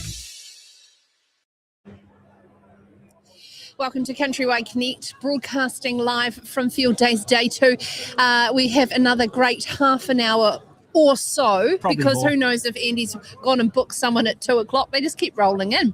Christopher Luxon hasn't come past yet, but that doesn't mean he might not pop up on the show. Now we are actually live streaming right now, so Miss that's the beauty of live streaming. Yeah. And one of those that we nabbed was Brad Olsen, who's walking past, our CEO for Infometrics. Brad, thank you very much for joining us. It's always a pleasure to catch up. Hey, firstly, I saw you at Budget Week at Parliament. How was that in terms of all of the budgets you've covered before? Fairly boring in a sense. There wasn't a lot happening. It was a great thing. And I think the biggest thing for me is it's an election year, right? And I was worried in a sense that government, who didn't have a lot of money to start with, might be trying to sort of splash the cash a little bit more, provide a whole lot of different options out for households, and they didn't. It was pretty limited. We called it the little B budget because it wasn't all that big. But I think what you did see was, instead of giving households or businesses or industry a lot of money, instead you saw some of those fundamental investments into the likes of hospitals, into schools and education. That stuff was important. Hey, you know how old mate Cameron Baggery called it the broccoli budget? Why don't you call it the Brussels sprout budget? It's the one thing that people don't really like eating, but they know they have to. I don't know. I think that, I'm going to disagree, though, because I feel like I know a lot of people that do like Brussels sprouts when they're cooked properly. Oh, It's okay. all about what you do with them. Yeah, so that's the sizzle of the politicians to put a bit of bacon fat around the a little bit of Brussels olive sprouts. oil and similar over the top. There's some good stuff. Absolutely, yeah, you do Brussels sprouts like that, fantastic. If you just boil them, I mean, nothing's broccoli though. I agree. Yeah. But yeah, got to have the right option. So, you're right about the infrastructure. We have a tendency to expect an election year bribes, right? A lolly scramble. Yeah. A little bit, yep. Yeah. But instead, I think as well, I mean, some of the investments you've got coming through are important for local communities, but they're certainly not bribes. I mean, you saw, for example, a 158-bed hospital for Whangarei that's coming through, or another wing at least being added in. I've been to that hospital before. I've seen, and heard of stories where the window has fallen out from like the 5th story. It needs some work. So that was good. There's more investments coming for Tauranga, Palmerston North, Hawke's Bay for their hospitals. And one of the big ones is they're buying land now so that a future city around Drury and that sort of southern Auckland, northern Waikato area has something for the future. So that was all encouraging. Cambridge to Pyreary, a lot of good stuff coming through. I like the Tākaka Hill that I do for my summer holidays is getting an upgrade, so that's good. So Soapy report came out. $64.3 billion being generated by the ag sector, going up to I think $70 billion by 2030. Those numbers, you say them fast, they're extraordinary, aren't they? They're big numbers. I mean, that growth that we've seen over the forecast for the year to June this year, so we're almost sort of through it. We've got most of the numbers in, up 6% year on year. Remembering again that was on top of the 13% growth the year before. Now, it had come off a bit, so it was a bit easier to recover that growth last year. It's gone further over the last 12 months. I think the big thing is it was fairly broad-based. You saw an extra, I think, $1.4 billion coming through for dairy, and we know that things have been in a good spot. 1.8 billion more though for meat, and that really shows that level of sort of supply and demand. At the moment, very, very good demand across the world, but supply pretty crimped, particularly into the US, so that's been a big part of it. And I think going forward, like there is this sort of feeling that most parts of the primary sector are in a solid spot. The difficulty is there's a couple that are under more pressure, the likes of arable. Forestry is also, in the doldrums a bit, with big cost pressures coming in from fuel. But even then, despite some of the sort of weird stuff that's happened overnight in terms of conflict in the Middle East, diesel still, now down below, I think, $3 a litre on average across the country. So there seems to be a little bit more of an optimistic tone showing through. Hey, Brad, one thing I find really interesting, just right across our entire economy, we can continue to talk about having growth that's productivity connected, not just migration or, say, commodity connected. The announcement yesterday around land use flexibility and the funding going into some of those things, I don't like to have a lot of opinion around who's doing good, but a lot of it was sensible stuff we've been talking and wanting for a while. You talked about forestry, actually doing onshore manufacturing, adding value to our logs, but pairing it with commercial government procurement can 7 times that log's value. The same with virtual fencing in the hill country. Does it mean now that we need to put forward driving that export growth more on the productivity for a sustainable sector as opposed to a volatile sector? Yeah, well, and this is one that came up a lot at Soapy this morning. It's one of the points that I raised. I was asked by Ray Smith from MPI to sort of talk about this a bit more, is that, yes, there is that need for the sector almost trying to figure out what normal looks like, and that's clearly difficult in these volatile times. But it's more, how do you maybe stop as much volatility? You're never going to get rid of it. There's always going to be these weird and wonderful things that come out. We had tariffs last year. We have the Iran war this year. You've had more states of emergency so far this year than any other year in New Zealand's history. So like the pressure's on.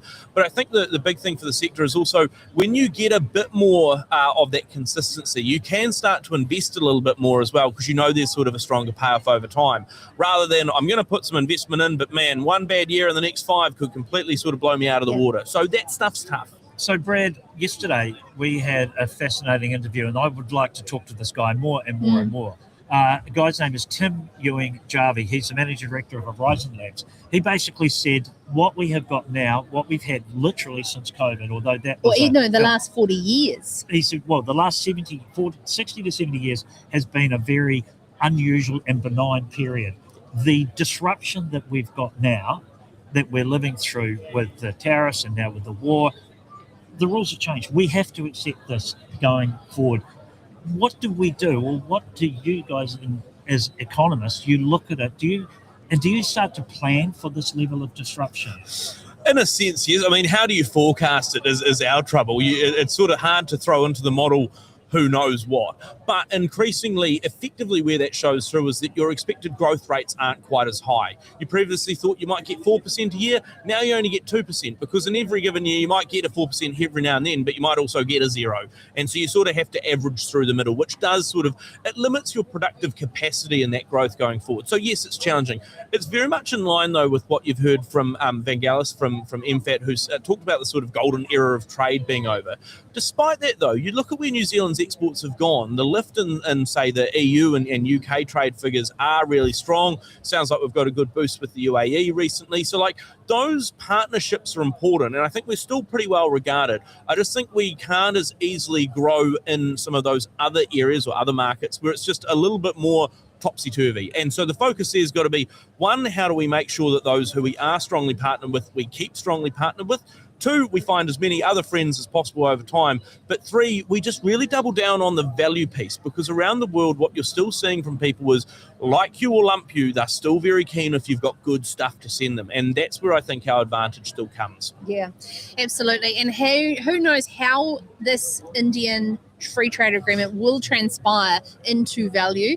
It may see another golden era if it's anything to follow the Chinese FTA. It'll be slower, and I think that's okay. I think we've just got to recognise that, you know, like as quickly as India has come up in terms of population and similar, Indian GDP per capita is still nowhere near where China is, nor was even in the past. Much slower sort of uptick.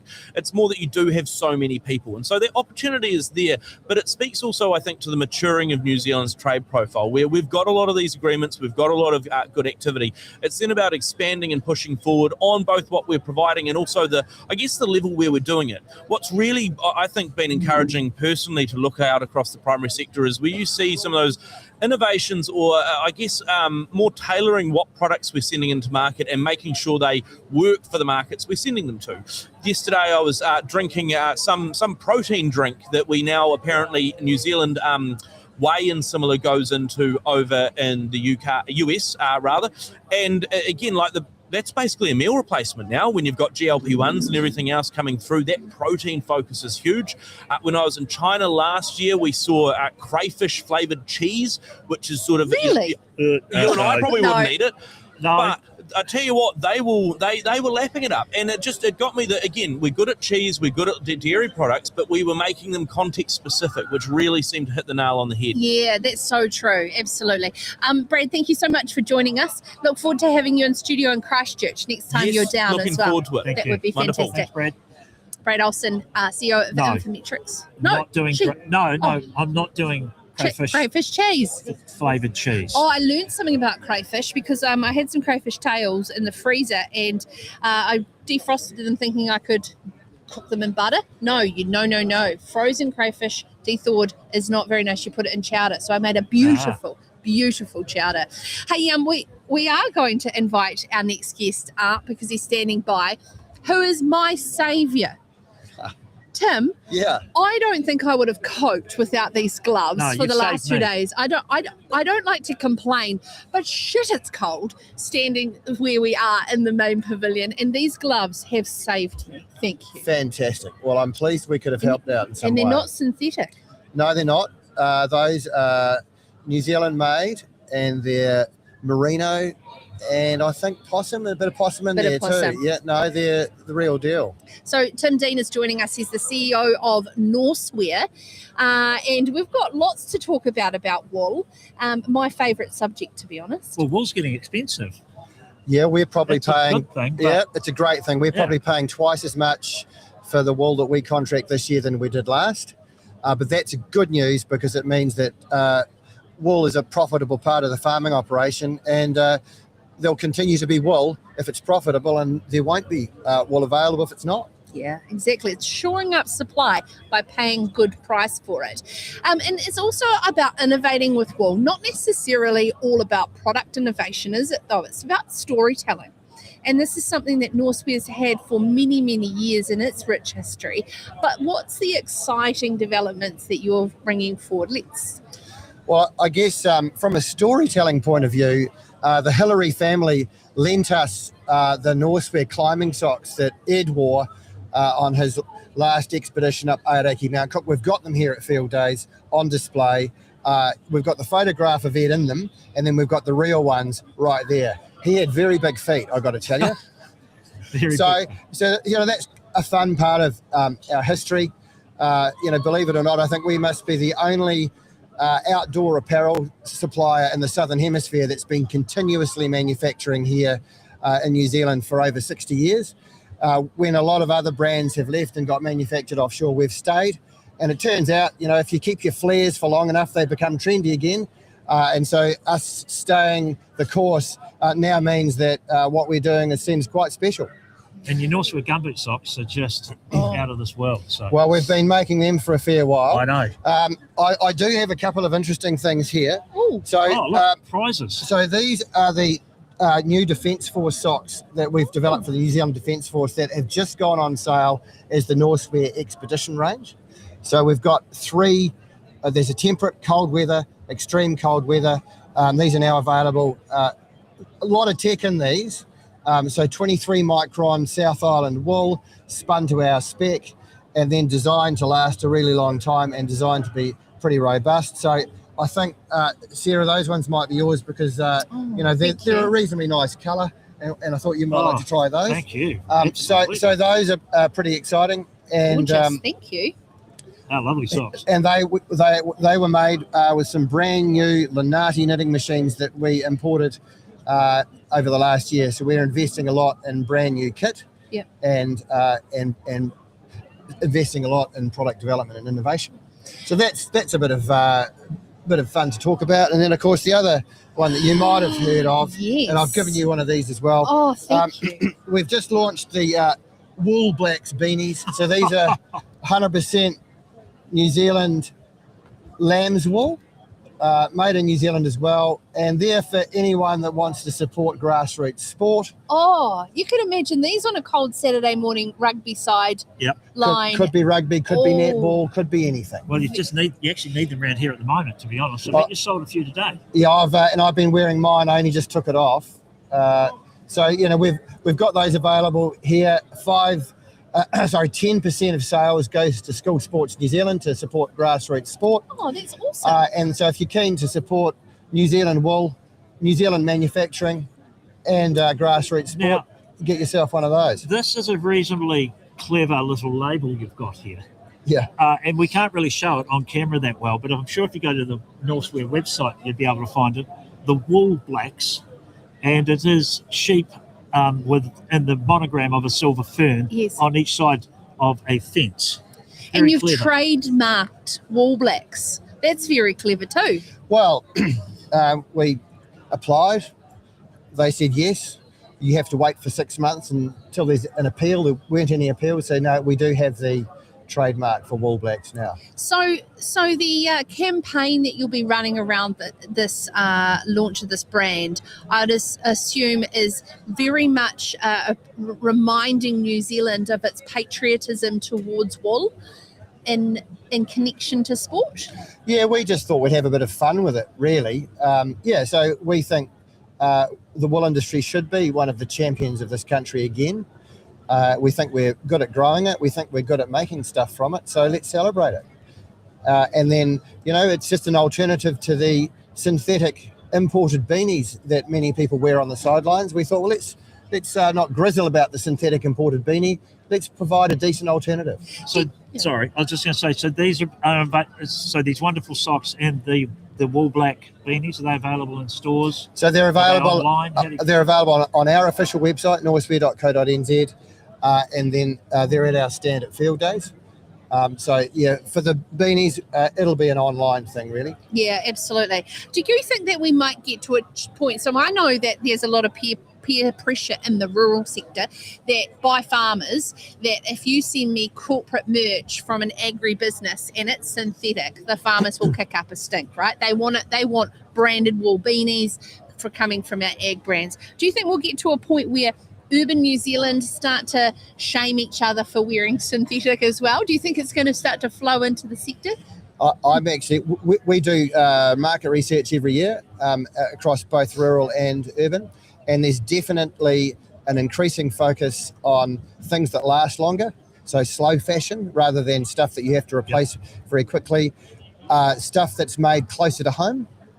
And then people are really looking for authenticity and real stuff. So we're seeing increasing demand for that. The market research is showing us that.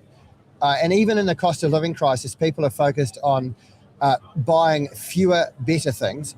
And if you look at cost per wear, Northware provides really good value. So I think you'll see an increasing interest in natural fibres and an increasing interest in quality and made closer to home.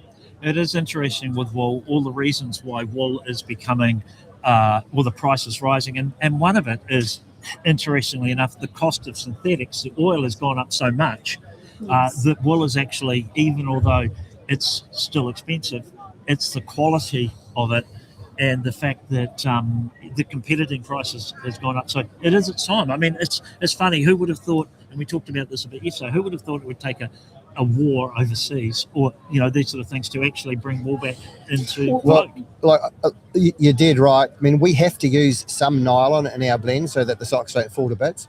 And then this jumper that I've got, which is a Northware Pāmu 100% New Zealand made, New Zealand wool jumper. So the yarn, which has got no nylon in it, is actually a little bit less expensive than the yarn with nylon. So that has never happened before. Yeah. So I think we'll see a renaissance in demand for wool. It's a very exciting time to be in wool. We're actually looking straight at the MPI site from where we are at Ecolab, and there's a fantastic wool display around all the different innovations and use of wool, as there is many other exhibitors here today showcasing wool wares. Tim, thank you very, very much for joining us. And thank you for the presents. And for putting up the good fight for Thanks wool. so much for having me on. Thank you for giving those gloves because you was driving me mad. Driving me nuts. No, fair enough. Well, you try those tomorrow morning, and then you can swap them out for the cowboy hats after. These will definitely be worn. Thank you. All right. There's Tim Dean, the CEO of Northware, You should joining us. invite more guests on, They can with give us retail. Treats, little treats. Thank you, Is there a Tim. winery here? Yes, okay, that's a good idea. Yeah, that's not a bad idea, For is gin it? distillery. Yes. So we're just going to take a very short break, and waiting in the wings is Mike Manning from Ravenstown. We'll be back with you very shortly. CountryWide Connect with Andy Thompson and Sarah Perriam-Lapp. Success in dairy farming isn't a stroke of luck, because luck doesn't build legacy. People ask for our secret for winning, but there's no silver bullet. Our strength lies in our focus on small, disciplined gains. Strength is no longer about breaking your back. It's now about precision. Our strength is in taking care of our people, because you need a winning team to get winning results. Our strength is also in our use of innovation. It's a reliable way to win, and Ecolab helps to keep us at the top of our game. The strength of the NZ dairy industry is one smart, solid choice at a time. Our first thoughts when Sarah introduced it to us, I thought game changer in almost every possible way, from cost savings, environmental impact, the precision and accuracy of just keeping everything efficient, time saving too, really. We are now reassessing our farming business because we have potential to be more productive. We can now look at increasing our stocking rate because we can now put fertiliser where it needs, which means in return we get more grass. It really allows us to optimise nutrient management. We can use the tools to map out and just put the nutrients exactly where it's needed.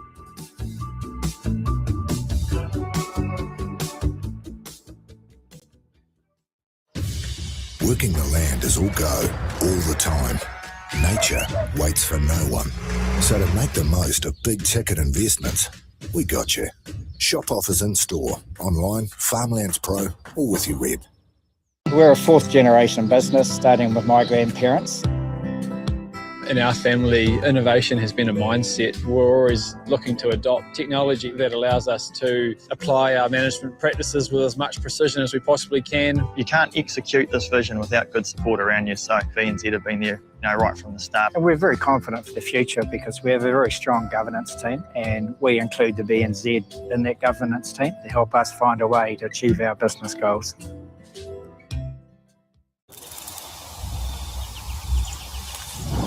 The sense to accurately detect she is on heat. The sense to know she is unwell. The sense that you can hold in your hand. It just makes sense.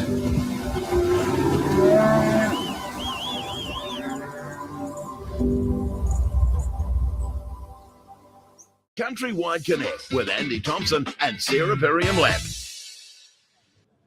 All right, welcome back to CountryWide Connect. Yes, coming to the end of the show, I think. Depends if a couple of guests I have discussed have shown up. But in the meantime, we do have a guest with us. We are on the Ecolab site. We would love to come and see us, or come and see the guys at Ecolab. Mike Manning is he's got a new title, Strategic Science Advisor for Ravensdown. Yes.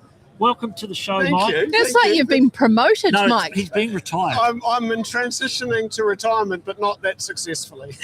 Is it going to take a long time to transition? It's going to. It's going to take. I love the industry, of course, and the boss keeps giving me things to do, so that's okay. Yes, you're nice to keep around. That's Mike. Little things pop up. You can do that, and you can do that, so that's what we do. Speaking of that, you were telling us in the break that you have been to the last 42 field days. That's extraordinary, apart from the COVID one, and that doesn't count. Our first one, I joined the industry October 1981. My first field days was June 1982, and every field days since on this site, apart from the COVID years. How much has it changed? Massively. So the early days, in terms of time, it was 3 days, now 4. But the level of sophistication, so much more. For example, our own site, the hosting is a much higher level than previously. The engagement is at a much higher level. The tools and services and facilities, much higher and sophisticated level. And the customers now expect that and they engage on that basis. Does that sort of make sense? Yeah. And so it's a very rewarding one. The problem Ravensdown's got is that it can never, ever lower its standards on its food, because it is officially the best corporate lunch of every event that we go to. So you just can't come back from that now. No, you can't. And Shannon, it'll be a brand reputation issue, I think. It'll damage the brand if will. you move the bar. So the bar's set, they've come to expect it. That's cool. You know the most important thing though, they come for the lunch, but in many ways I want to check on my company. I want to have a talk to some people. Yes. I want to check in to make sure I'm not missing anything. I want to check up what's new and what's beneficial. Yes, I'll have the lunch with my neighbours and my friends, and that's good, and we'll bring the kids along and they'll have the kids' lunch. All of that's good. But the most important thing, when that queue is there for the lunch, have a chat to the Ravensdown team. What's happening? What's going on? What should I be thinking about? Do I need a bit of help with soil testing or whatever? And that's as important as the lunch itself. It is. And the fact, it's interesting you talk about that, because the changes in field days, back in the day, there would have been a bunch of salespeople there, right? Selling. Selling. That's the whole idea. You come to field days like that and you go and those guys will be wanting to sell you, or if you weren't a client, come in and that. But Okay, we did tell you that the Prime Minister might Right. randomly come into the show We'll bring him in. We'll bring him in. and join Come on, Prime Minister. us live. Excuse me, Christopher Mike. Luxon has just walked into our seat here on the Ecolab site. Like a rocket, by the way. What's that? The Eco Pond. Oh, yes, no, The you've done difference- such a good job, It's mate. going like It's a so rocket. good. Like, I mean, wasn't that great? 2 professors out of Lincoln University discover it. You guys get on board with it and bring it to life. It's absolutely brilliant. So It is. Fonterra's backed it, and Sinlay's backed it. And the unit's got more compact and cheaper over It's got time more as well. compact. It's got more. Yeah. We've optimised it so the capex is lower, Chris. Yep. The OPEX is lower. No, that's great. Fonterra backing it, and we're just about to get into the next season. We've finished this season. The next season. And is here, it so- sort of like a 5 to 7% reduction? Yeah. It's a little bit higher than that, closer to 8. 8. Absolute Okay. reduction, so it's not an offset, it's absolute reduction. bloody marvellous because it's a technology that's here right now. Available right now. now. And that's what we're trying to do, is just make all these tools available, and then let people crack on and get on with increasing production and doing so sustainably. So what I've established is that Chris Luxon's future career post politics as rural media is going to be a session with Andy Thompson and Jamie Mackay. He's putting in an audition right now for your succession. I've got a broken left arm from last night at the Rural Support Trust. Where on the way out, Andy basically says, "Mate, you've got to come past my radio." I said, I'll try to get there, buddy. So I've got there before the show closes. Appreciate it. No, look, it's absolutely fantastic, and that's the thing. I mean, if things go pear-shaped on November the 7th, Chris. They won't. They won't. I'm just giving. We're like the Crusaders, mate. We win nice or we win ugly, but we win. Exactly. I was just saying, just if there's a succession, if you do, you want a job. You're right about the Crusaders. Have you been bullied into go to that stadium on Friday night? I'm in Blenheim actually. I think all of Friday, so I'm not sure that I'm actually getting back in time for. I'd love to be there. Obviously, we don't lose at one New Zealand stadium anymore, so that's been a really good record since we've been playing there. It's been great. So, hey, what a fantastic night last night! Wasn't it great? I've got an issue though. I don't think you roasted Jamie enough. It was quite light. You were quite light. He got off lightly, didn't he? He got off lightly. I fed a couple of lines and they didn't get used, unfortunately. Oh, really? Yeah. No, I thought you'd have an agenda. I should have sent them directly I pumped you up so much last year, but it was like, no, look, honestly, it was a special night because the Rural Support Trust just do an amazing job, and what's amazing in that room, how many people were in about 640? 615. Yeah, and apparently there was heaps of people trying to get into the ticket and couldn't get a ticket, but it's just so special because actually that's what it's about. It's about actually if we can back them, they get alongside farmers in the toughest of times. And the good news is that we're getting over the stigma of actually reaching out and asking for some help, and now we've got to make sure we get the access right to do do so. So you're right, the stigma's changing, and now the capability's there with the Rural Support Trust, Chris. They get in and do the work. That's exactly right, Mike. Exactly right. Can I just compliment you on something? And I think that we're seeing a real maturity across the board with the policy announcements that we're seeing, that both sides, like Chippy was here earlier and yourself, are listening to farmers who say, this is what we need, and you are enabling with tools and funding. They didn't listen to you for 6 years. They want to tax you, they want to spend more, they want to borrow more and tax more. So it might sound lovely in election year when he shows up, but no, look, I mean, generally so, we've been trying to listen, and the stuff we've been doing over the last 2.5 years is just sensible, common sense things. Farmers used to be treated by villains. It wasn't Paris, it was Labor that did it to them, frankly. I'm sorry for being so blunt about it, but you better, I know you want all you don't think they've learned learned their lesson?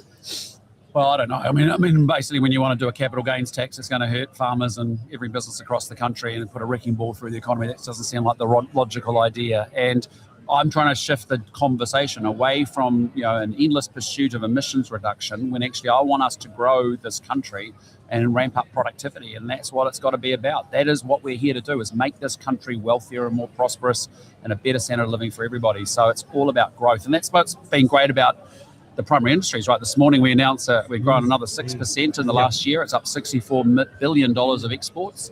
April was our best ever trade surplus month we had. Even in the middle of a fuel crisis, we had $2 billion of more exports to the world than what we imported in. So it's pretty exciting times. It's an exciting industry. 64 billion pays for roads and schools and all the things we need and desire. Big time. And that's the thing, is that you want people to understand how the system works, which is and projected to be 70 billion by 2030, which is like next week. Yeah, and I actually think we can do a lot better than that. I mean, you're looking out and saying dairy and proteins in huge demand. Red meat, I was in Korea and I was a bit bored one night, so I modelled out the last few decades of American herd sizes, and even if they decided... That's what you do when you can't sleep. Yeah, I do. You and David Chin. Yeah, and basically at the end of it, I worked out, well, they probably, if they started tomorrow, they would actually be 2035 before they get the herd rebuilt, and they've run it down over 70 years. So good opportunity there. And then the other thing is kiwi fruit on fire, and horticulture doing really well. I mean...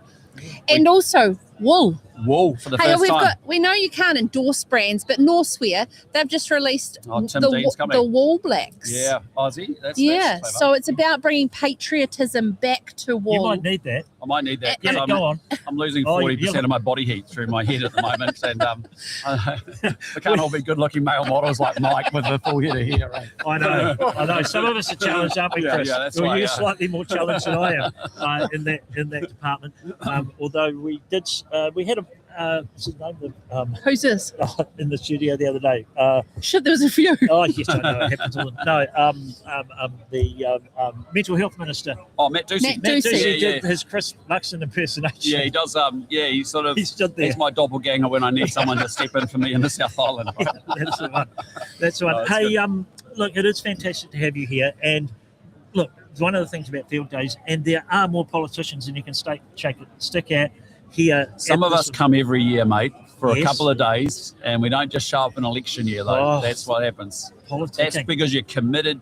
We're committed. I'm committed to the frickin' primary industry sector. That's what I want to do. And those rural nats are doing a fantastic job at making sure there's a good front row in regards Yeah, well, I just to think also that. it's great. I mean, in 2023 we got a lot of rural MPs come back in, which was really fantastic, and that just means that they actually hear and represent those voices really strongly into our policy development, and it's just some common sense things that we need to do for farmers and growers, and that's what they've been feeding through. Can I just ask you a question though? Acting New Zealand First and nibbling hard at the rural vote. You reckon? Why would One of them actually doesn't support the Indian FTA, the China FTA, wanted to plant 1 billion trees on farm to forestry conversions. Okay, so you just want to be in bed with ACT, is what you're saying? No, I'm just saying you actually, the only one way you want to do it is you want to get 2 ticks blue, because if you honestly think about it, I've got 20 slots around that ministerial table, and the bottom line is I want as many National Party ministers as I possibly can get, because I don't know who 2, 3, 4 or 5 in their lineup is, and I know I've got a really strong bench, and it's really important. Yep. All right.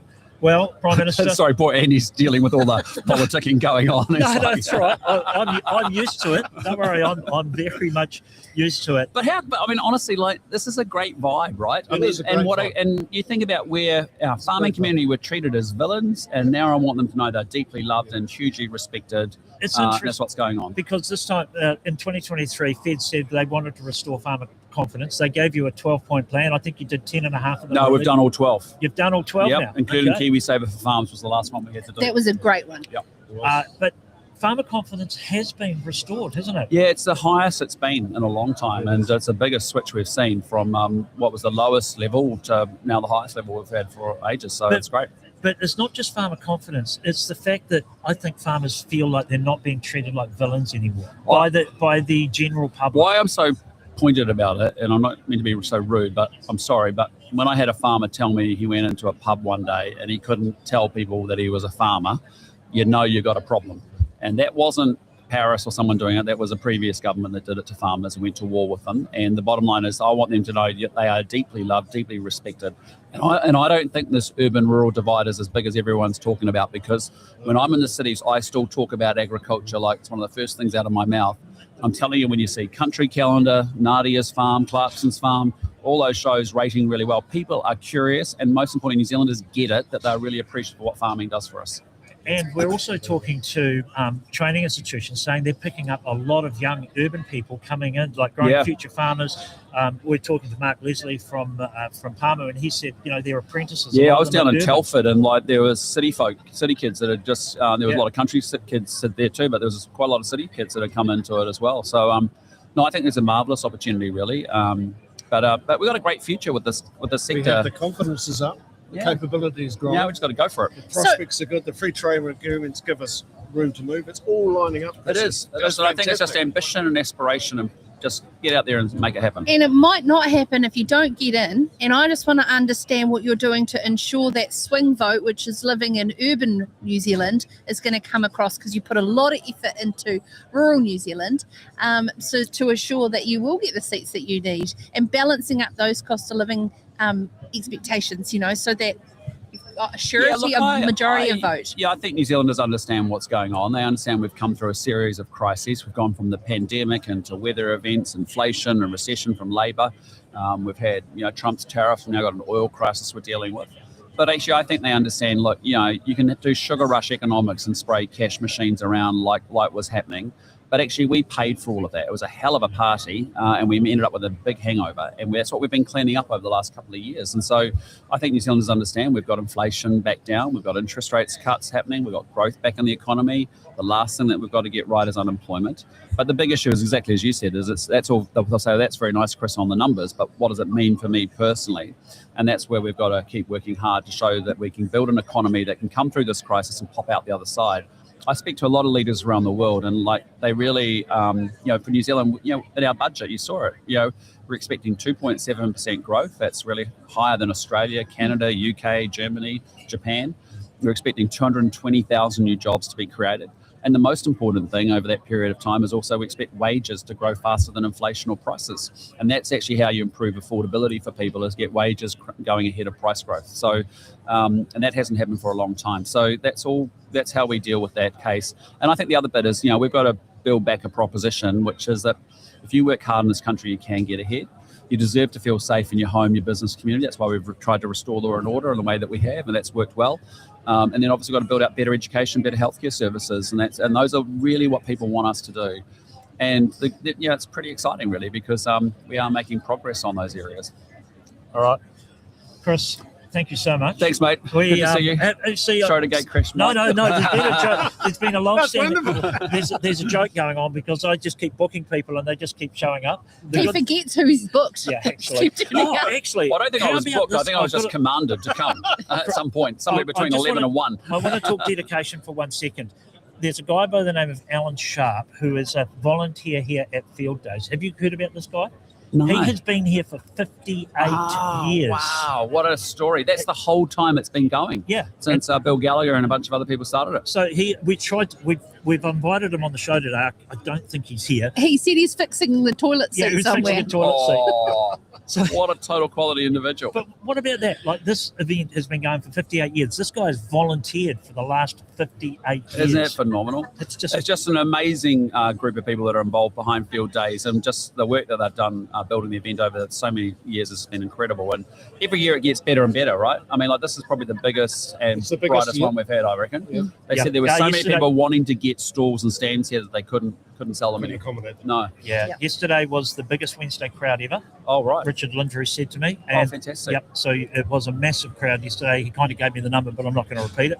But certainly a fantastic amount of people coming through. Yeah. And they're expecting today, tomorrow, and Saturday just to be massive. So, that's great. No, it's really good. Well, let's just keep it going because, man, we want to get the show moving. So what's coming up for you? What do you got on? You got, not just Field Days. What's your promotion? Field Days, and then sort of down and around the country. I think I'm in Blenheim or up at South Island tomorrow, and then back to Auckland on the weekend, and then into Parliament into re-Parliament again in the next few weeks. So Jake's giving me the wind up. Yeah, we're getting the wind up. Jake. No, you're a good man. You got to keep him going. I'm scared of Jake. He's the nicest young man in the country, but he's just he has to keep me on schedule, which is a tough task. Hey, thank you, Jake, for bringing. Lovely to see you guys, and thanks for all your support of Field Days, really, and thank you, mate. Good to see you, Mike. Yeah. Well done, you. Thank you. Just keep it going because it's a positive story, and I want New Zealanders to understand. There's a lot of people wake up each day, work incredibly hard to make it work for New Zealand. You keep warm. Yep. You take that beanie. I'll take that. Put that on. It'll be very good. Amazing. All right. Very good. Chris Luxon bombing Mike Manning's interview here at Field Days. That's all right. We'll take it any day. Yeah. Hey, that beats talking about the negativity about the Persian Gulf. Yeah, it does. It does. That's fantastic. Comes along right at ease, chatting away. It's fantastic. It takes over the interview. Well, that's okay. We can handle that, can't we? Hey, Mike, just quickly, though, before we need to shovel along, fertiliser supply. Yeah, the critical thing is there, much like petrol and diesel and avgas, the critical thing is getting the supply. Without being flippant, without being arrogant, the price will be the price. Getting the supply is critical. At this stage, we're feeling confident about that for the spring, for the people who normally deal with us. So that's a critical bit. We think we're under control. Barring anything in the world unpredicted happening, we think we're in reasonable shape. We do. Okay. And so if you're a Ravensdown supplier, you're going to... Well, you've put our trust in us. Yep. We'll respond by making sure we got the product for you. We can't supply people beyond that. You're a loyal Ravensdown supplier. You put your trust in us, we'll supply. I think it's about time, actually, farmers do have loyals their loyal suppliers, because fundamentally that's how the world goes round. I think it is. Look, people have choice and they can exercise choice. If they stay with us and they're loyal to us, we respect that and we'll put our trust in that to make sure we got the product for them. If they shop around, which is their right, we can't necessarily meet their requirements. It's as simple as that. That's where we're about. Amazing. And thank you so much, Ravensdown, for being loyal to CountryWide Connect. An absolute pleasure. Our main partner for our weather segment with Tony T every week, which is well sought after by our farmers, Tony T's weather, because wherever the weather, Hawkeye's in the sky. Well done. Yeah. Pleasure. 42 All right. years of field days and we're enjoying every minute of it. Thanks, I team. don't think I've ever seen you down, Mike. We're never down. No, We've that got smile shareholders. from We've got a ear to wonderful ear. time. Thank you. And if we don't finish the show soon, we won't get to Ravensdown for lunch. I know. Ravensdown, please keep the lunch going. Yeah, We'll be Shannon. down shortly. We'll tell Chad to keep it going. Right. Thanks, Hillary. We are going to go to our next guest now. She's here. Yes. So waiting in the wings is CEO of Horticulture New Zealand, Kate Scott. Horty NZ have such a cool site just literally over beside us. And yesterday I was fed juice, and then I was given a bag and it had a beetroot in it, and it's absolutely fantastic. Kate, thank you for coming on. Oh, thank you for having me here. Sorry for the delay, but we got raided by the PM. Honestly, I thought I was going to be running late, and look, the fact that the PM was here and held me up made me feel much better. So great. Yeah. Well, hey, so what's the conversation's been like over at your set? Honestly, it has been such a hive of energy. There has been a lot of positivity out there. I've been really interested to hear. We've been connecting with both of our growers as well as, the public in general, and the positivity that surrounds New Zealand's fresh fruit and vegetables is absolutely fantastic. You mentioned the goodies on offer at the Hort stand. We can't keep up with the supply of juice. It's so popular. So great to see people connecting with all the wonderful things in the horticulture space. Some really good numbers in the Soapy report for Hort. I also just got a press release through. I'm just going to find it from Apples and Pears as well.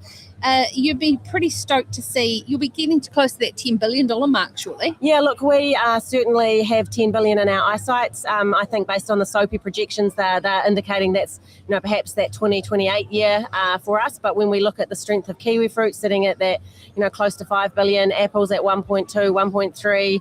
They are certainly the key foundational crops for the Hort sector. But beyond that, we have many amazing stories and many amazing crops. When we look at avocados, cherries, persimmons, you name it, there's a whole bunch of amazing fresh fruit and vegetables that are made. Vegetables are having a tougher time of it. And look, we want to do whatever we can to support vegetables to also take advantages of opportunity in growing their sector as well, because let's face it, we can't actually import the vegetables that we need to feed ourselves. So we have to get in and really support that veggie sector to feed ourselves. And on that, we're talking about water security, but we're also talking about food security. And with climatic changes, there was that 400 million of resilience funding for roads. Unlike exported products, if we can't get our vegetables, we can't get our Hort products to the stores, we just can't get it, right? And 100%. that's been a major problem. Yeah, it is. And look, we were really pleased to see some of those major roads being singled out for funding. The Waiweka Gorge is an incredibly critical route for our Gisborne-based growers. But look, beyond that, we've also done some work, interestingly, recently around infrastructure and infrastructure investment, and how critical roading and ports infrastructure is for the horticulture sector. We just can't deliver our produce either domestically or from an export perspective without that. And so we want to continue to encourage there being more investment in infrastructure into the future. Kate, can you clear something up for me? Wayne Langford's Federated Farmers manifesto for the election talks about taking the cost out of farming to drive down food prices. Aren't we just price takers, though, in regards to the cost of production actually being interlinked to the cost to the consumer? Or is it different for vegetable growers? Yeah, look, vegetable growers have a really tough game, right? So from a vegetable growing perspective, they have some limitations on their ability to actually negotiate for big prices. They can often are price takers. And so, when there at the moment has been increased input costs, then those costs are being borne by our growers for the most part. And so, that is a real challenge.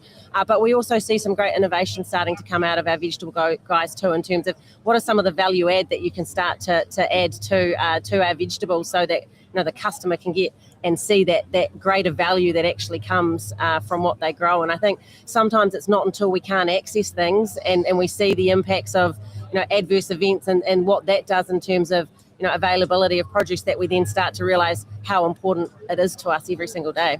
So on that, no, slightly different topic, but what's your take on the changes to the HASNO Act EPA? We've had some discussions about that on the show. Some people think it's going too fast. Other people think it's not going fast enough. We're abandoning the precautionary principle.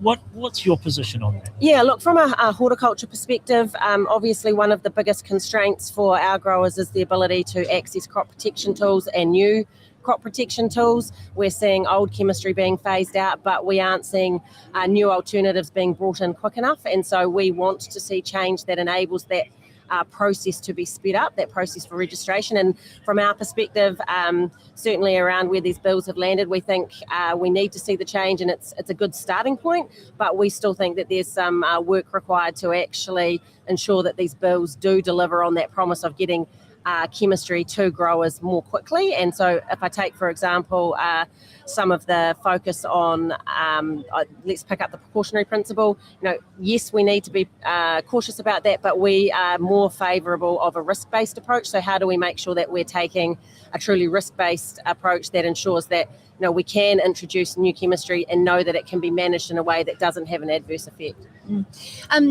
What about with regards to some of these policy announcements? Both some are campaigning, others are in the pipeline.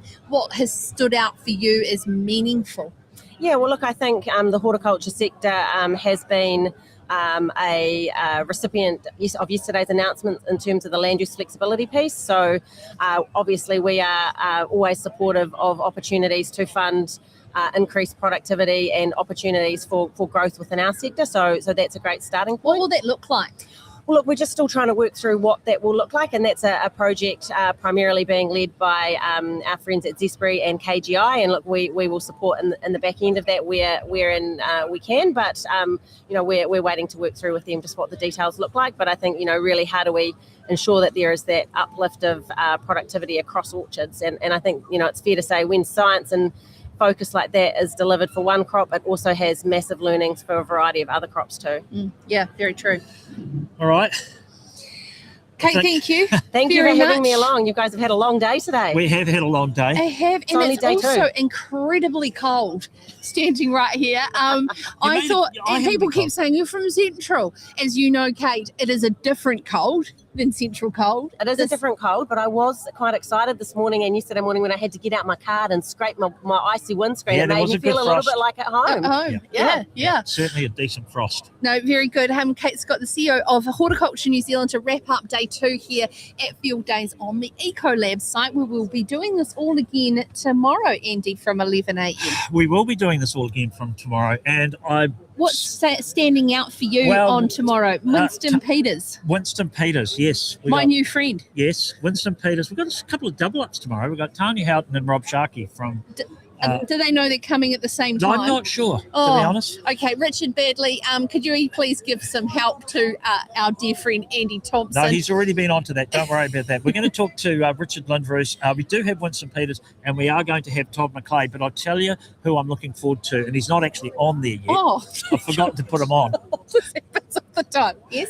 Lawrence Meredith, the ambassador to the EU, and the reason why he's coming is he's promised to bring food. He's bringing his cheese. Okay, we're going to start a thing. Bring us treats, and we will speak highly of you. Hort's done it. Hey, Kate, one time, this is how many people are listening and watching this show, and they react so quickly. We were talking about how I keep stealing Andy's pens. Within 15 minutes, the lady from New Zealand Pork was sent down the road to come and give us some New Zealand Pork pens. Power of radio, right? So that, of course, we can speak highly of New Zealand Pork like we do. Exactly. Thank you so very much for joining us, listening live, on demand, wherever you are, and we'll see you back again here from Field Days, 11 a.m. tomorrow. Have a great day. CountryWide Connect, connecting farmers and growers to what they need to know to grow. your daily innovative rural show with Andy Thompson and Sarah Miriam Lang.